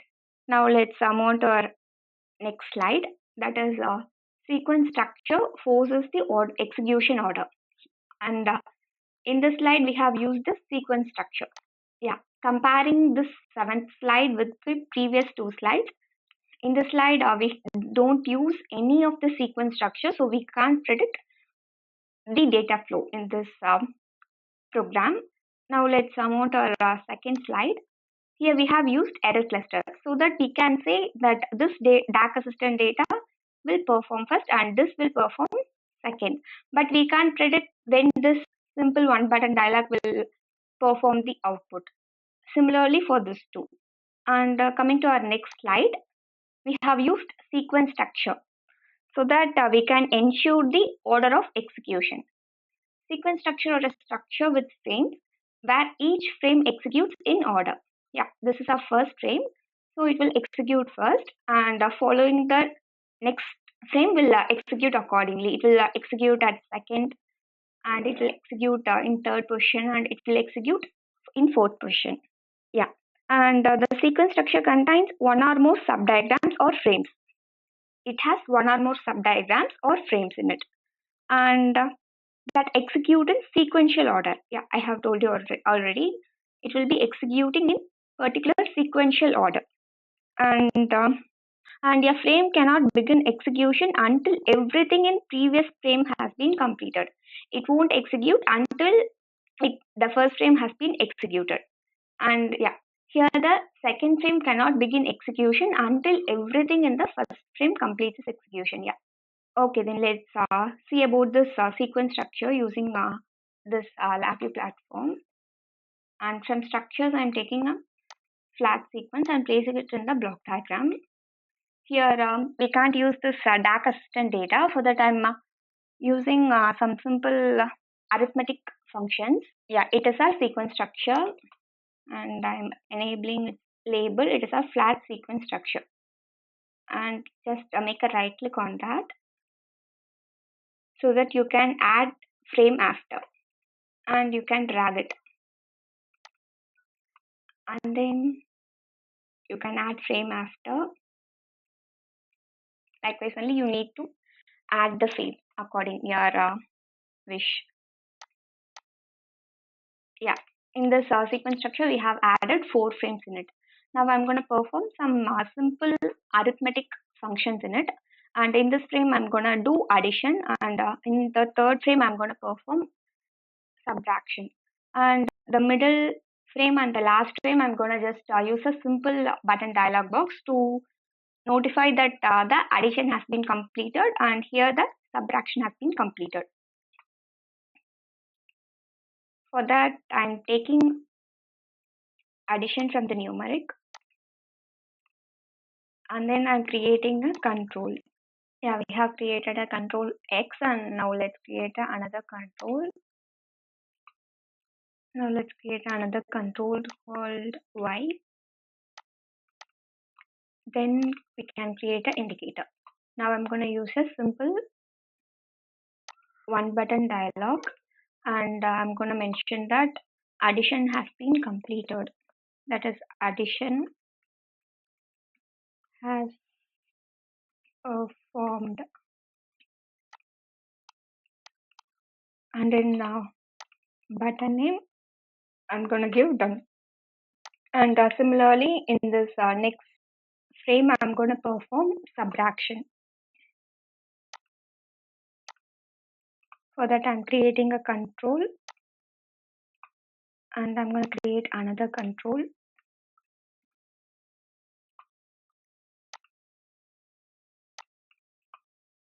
Now let's create an indicator, and I'm going to use another one button dialog. I'm going to display that subtraction has performed. And in button name, I'm going to create constant and give done. Now let's perform this code. Yeah, the sequence has been executed, and with the help of this one button dialog, addition has been performed, has been pop-up. Now I'm going to click on done. After that, subtraction has been performed, has been pop-up. Now let's give some values for that. In addition, I'm going to give 4 plus 3. In subtraction, I'm going to give 9 minus 5. Now I'm going to run this program. Yeah, here the addition has been performed, and we have also obtained the result as 7. And I'm going to click on done.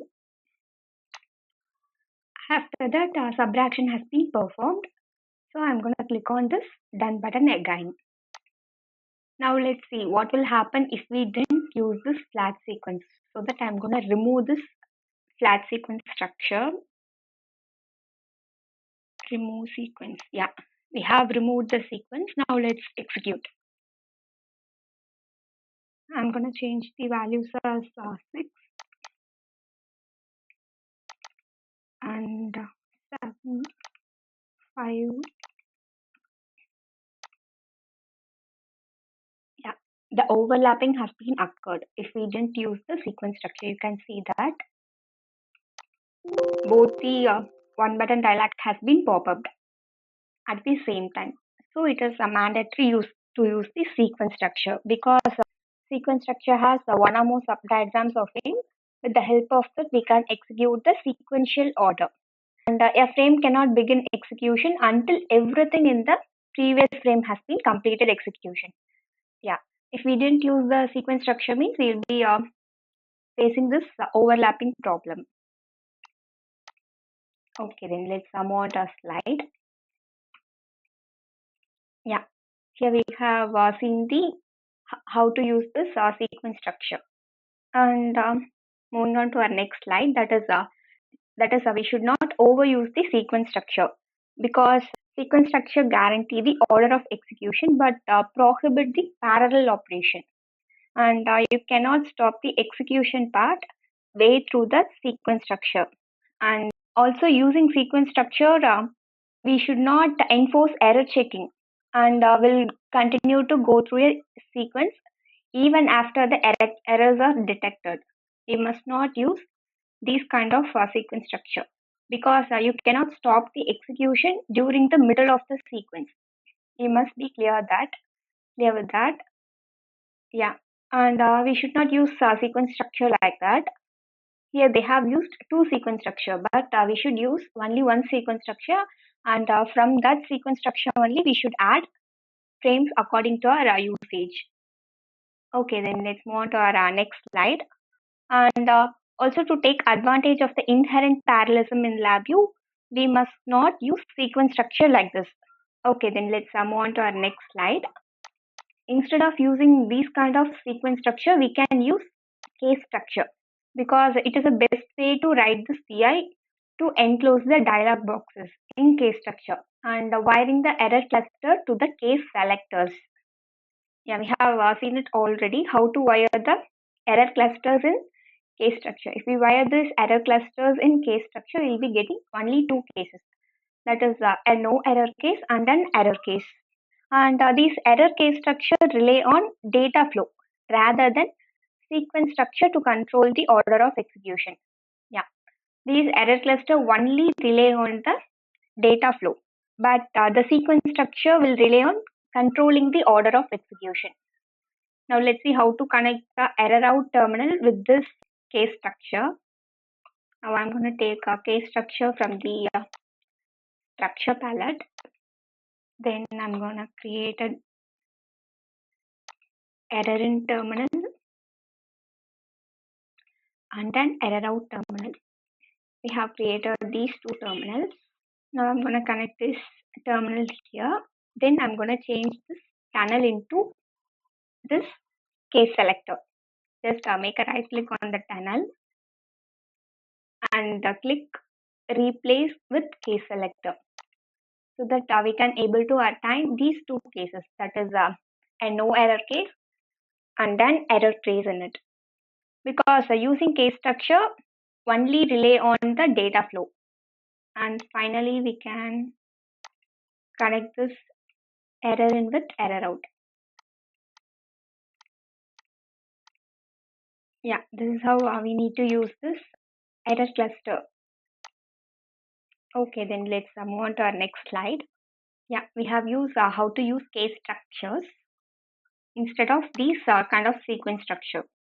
And moving on to our next slide, that is using state programming.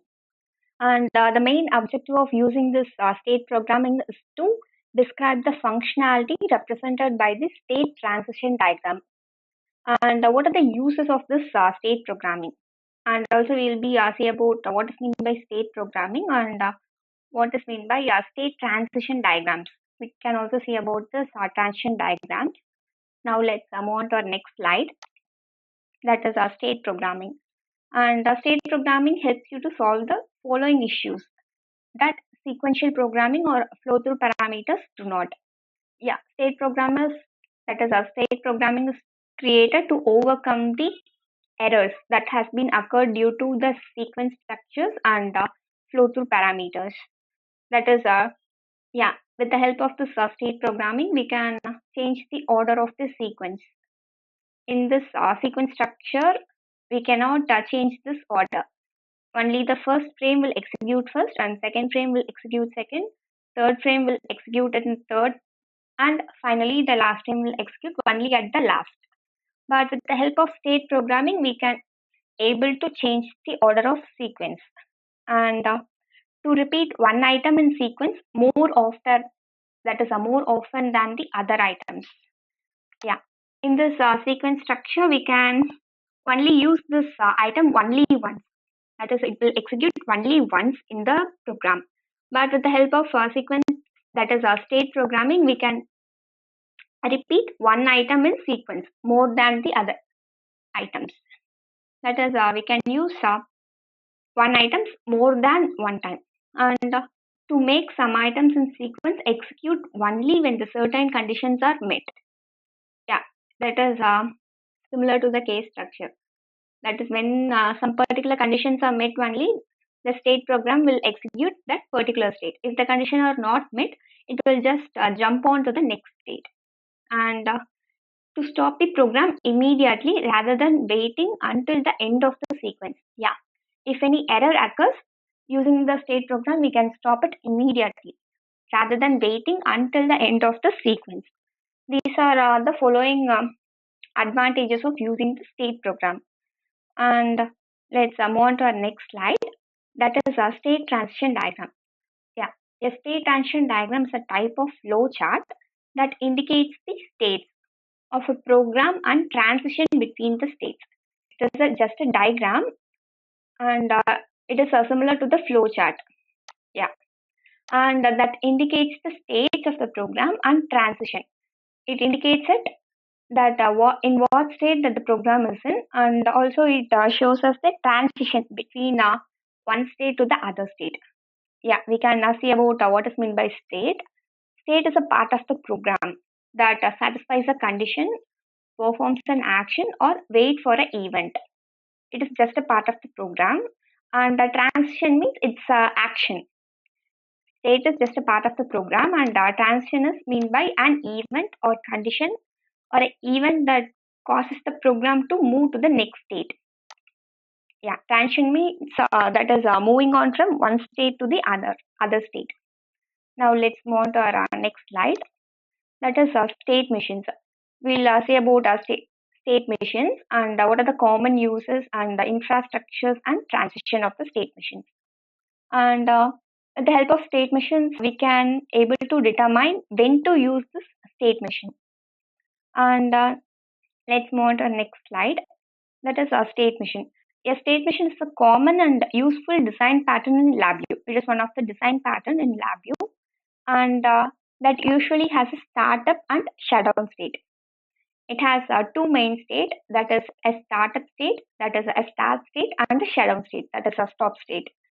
And state machine can implement any algorithm that can be explicitly described by the state diagram or a flowchart. It has mainly it has two states, that is a start and stop state, and in between that we can perform any actions according to a condition of the program. And what are the common uses of the state machine means? It is used to create a user interface. Different user actions send the user interface into different states. And for process test, where the state represents each segment of the process. These are the two common uses of the state machines. And that is when to use this state machines. We can use the state machine in the sequential process or user interface driven process. Let's move on to our next slide. That is the state machine infrastructure. This is the infrastructure of state machine. A state machine consists of a set of states and transition function that maps to the next state. It has some states, and also it has the transition function to move on to the next state. And each state can lead to one or multiple states or end the process flow. After completing particular state, it move on to the next state, or it will stop the flow of the program. And these are the certain conditions that the state machine must have. It should have a while loop in it and a type defined enum constant in it, and it must have a shift register in it, and also it should have a case structure in it. Now let's see how to create a simple state machine. A state machine must have case structure and while loop in it. Then it must have a shift register, and finally it must have a enum constant in it. Yeah, these are the necessary parameters a state machine must possess. Now I'm going to take a while loop and place it inside the block diagram, and I'm going to give the loop condition as true, so that the loop is going to execute only once. But in state machine the loop must execute continuously, so that I'm giving false. Now I'm going to add a case structure inside it. Now I'm going to add an enum constant, and in this enum constant I'm going to add some states in it. And the first state I'm going to add is start, and to add second state just make a right click and click on add item after start, then acquire data, and the next state is process data, and finally I'm gonna stop it.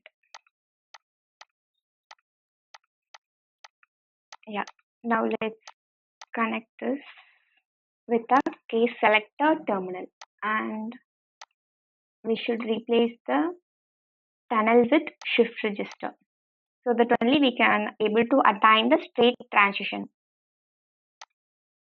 Yeah, start is our default case, and after start we must acquire data. After this start state has been performed, we should move on to our next state, that is acquiring data.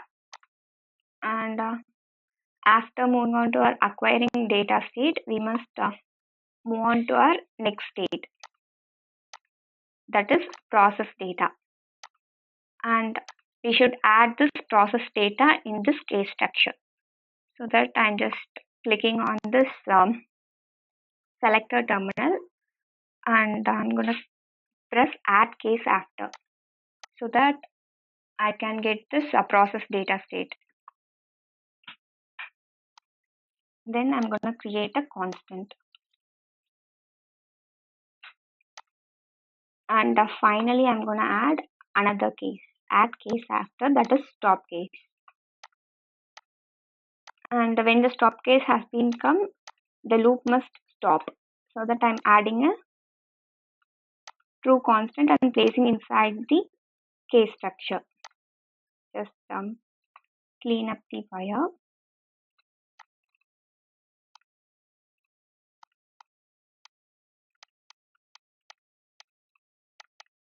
And in other state it must be in false condition. Yeah, and we can add some data inside this acquire data loop. With the help of this acquire data, we just are gonna get some data.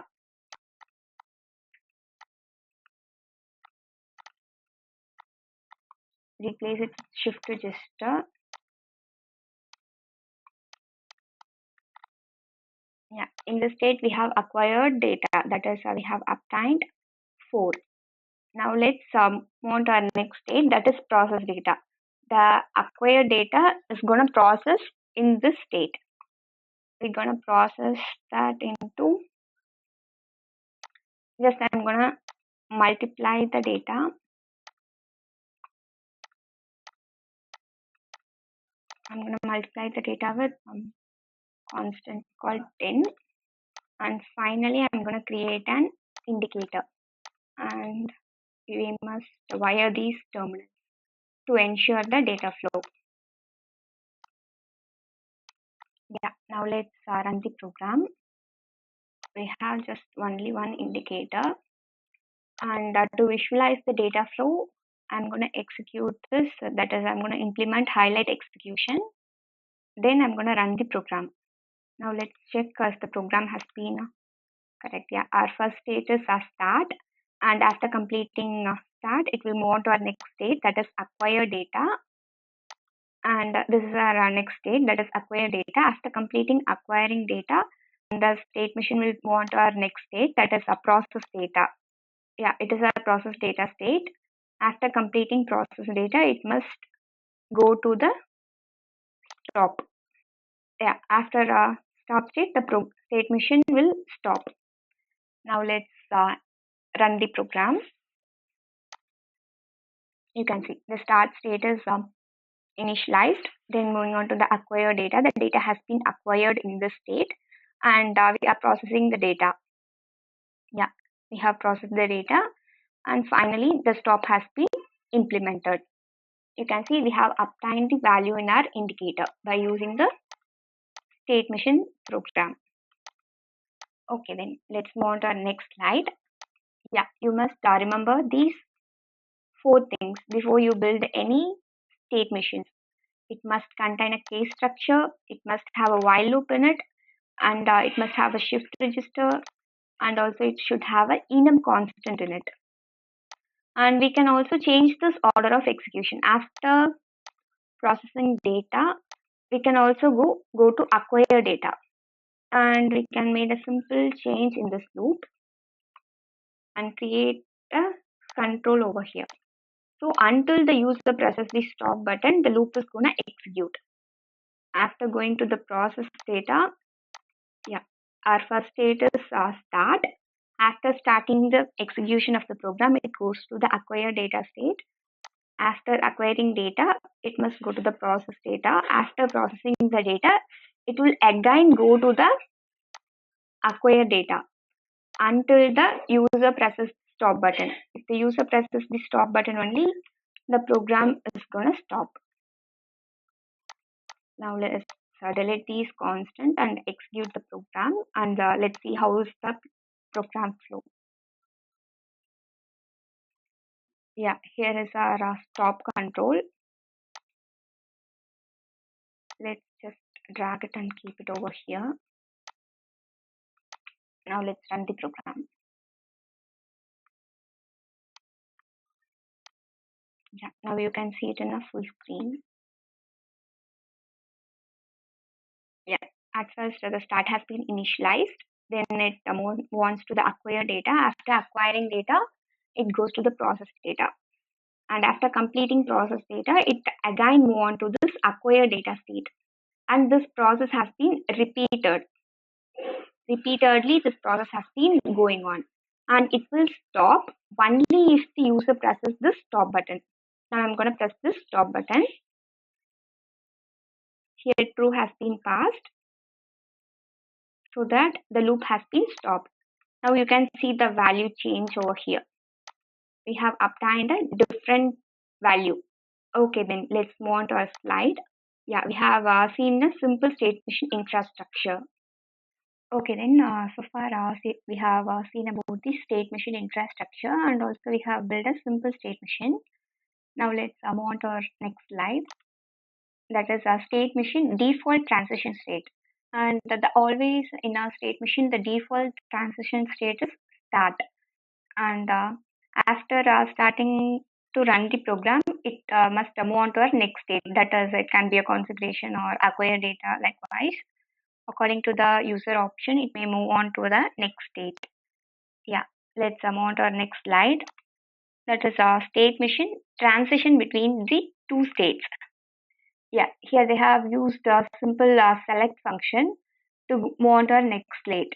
That is, if any error has been present in this analysis VI, it goes to the error handler. That is, if error is present, that is true will be passing over here, so that it move on to our error handler VI.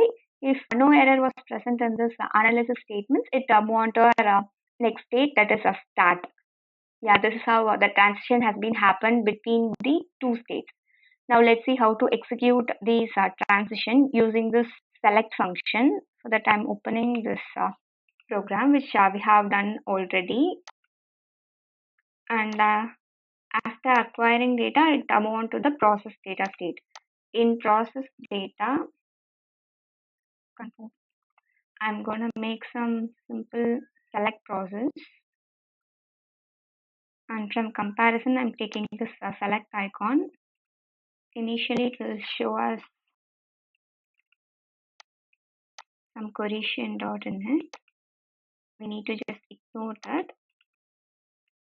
Yeah, it must go to the acquire data state only after meeting some conditions. For example, I'm just taking a numeric constant. It must be greater than 10,000. The value from here must be greater than 10,000. I'm just changing the representation format into DBL, and from comparison palette I'm taking a symbol called greater than or equal to.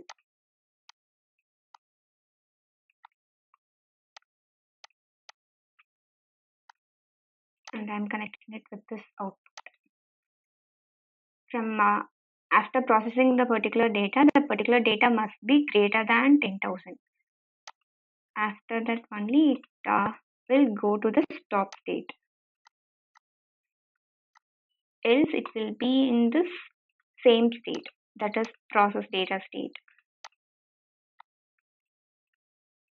Yeah, we are done with the program, and we need to remove this condition.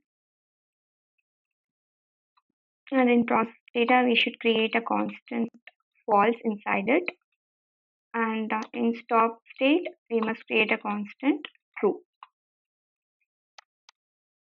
Then you can create a constant false. We can also make it as use default if unwired, so that there won't be any broken arrow. Else we can also create a constant here. Now let's run the program and highlight execution is in on. At first start has been initialized, then it goes to the next state, that is a process acquire data. After acquiring some particular data, process data state is being performed here, and it constantly comparing the value, and only if the true has been passed it will go to the stop state. Wait until true has been passed over here. You can see 90,000 has been passed here, so 90,000 is greater than or equal to 10,000, so it goes to the stop state and the loop has been stopped. This is how the select terminal plays its role. Okay, then let's move on to our slide. Yeah, we have seen how to use the select terminal in state machines. Now let's move on to our next slide. That is our state machine case structured transition. That is a transition between two states. Here the state is analyzer state. If the analyzer's sub-VI is selected, means it should go to this analyzer state as default, else it can move on to the next state. With the help of shift register, we can able to transit between one state to the other. Now let's move on to our next state. That is a state machine transition array. That is a transition array transition. We are using the array transition over here. That is not transition array transition, just array transition. Yeah. Here with the help of the index array, we are moving on to our next state with the help of the shift register. In index array, with the help of the sub-VI analysis, we can able to select this particular state. That is, it may be an analyzer state, or it may be an error state, or it may be a start state.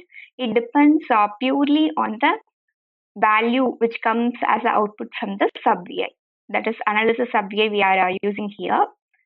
With the help of that, only it may move to the other state. Okay, then let's move on to our next slide. That is our course project transition diagram. In this course project, we are just using the initialize to initialize the project. And after initializing, we are performing the data acquisition. And after performing the data acquisition, we are moving to the analysis part. In analysis part, we are comparing the value with some threshold value. After comparing the value, we are analyzing the value, whether it produces a warning or not. If it produces warning, means it goes to the true state. And after data logging and checking the time, we need to stop the loop. And if it produces a warning as false, that is warning is in false means that everything is in normal condition. So after checking the time, we are going to the acquisition again. Until the warning is true, we are acquiring the data as per our need. And also if we need to check if the time has been elapsed is in true and the stop is in false. Until the stop is in false state means only the data is going to acquire for us. And if the stop is true means the loop is going to stop. That is, the state machine has been completed its execution. Okay, then let's move on to our next slide. That is, we have completed this common design techniques. In this design techniques, we have seen about the sequence structure and how to design a simple state machine. A simple state machine must contain a while loop in it and a case structure, and it must contain a shift register for smooth state transition, that is between one state to the other state, and also it must contain a enum constant in it. Okay, then we have completed these common design techniques.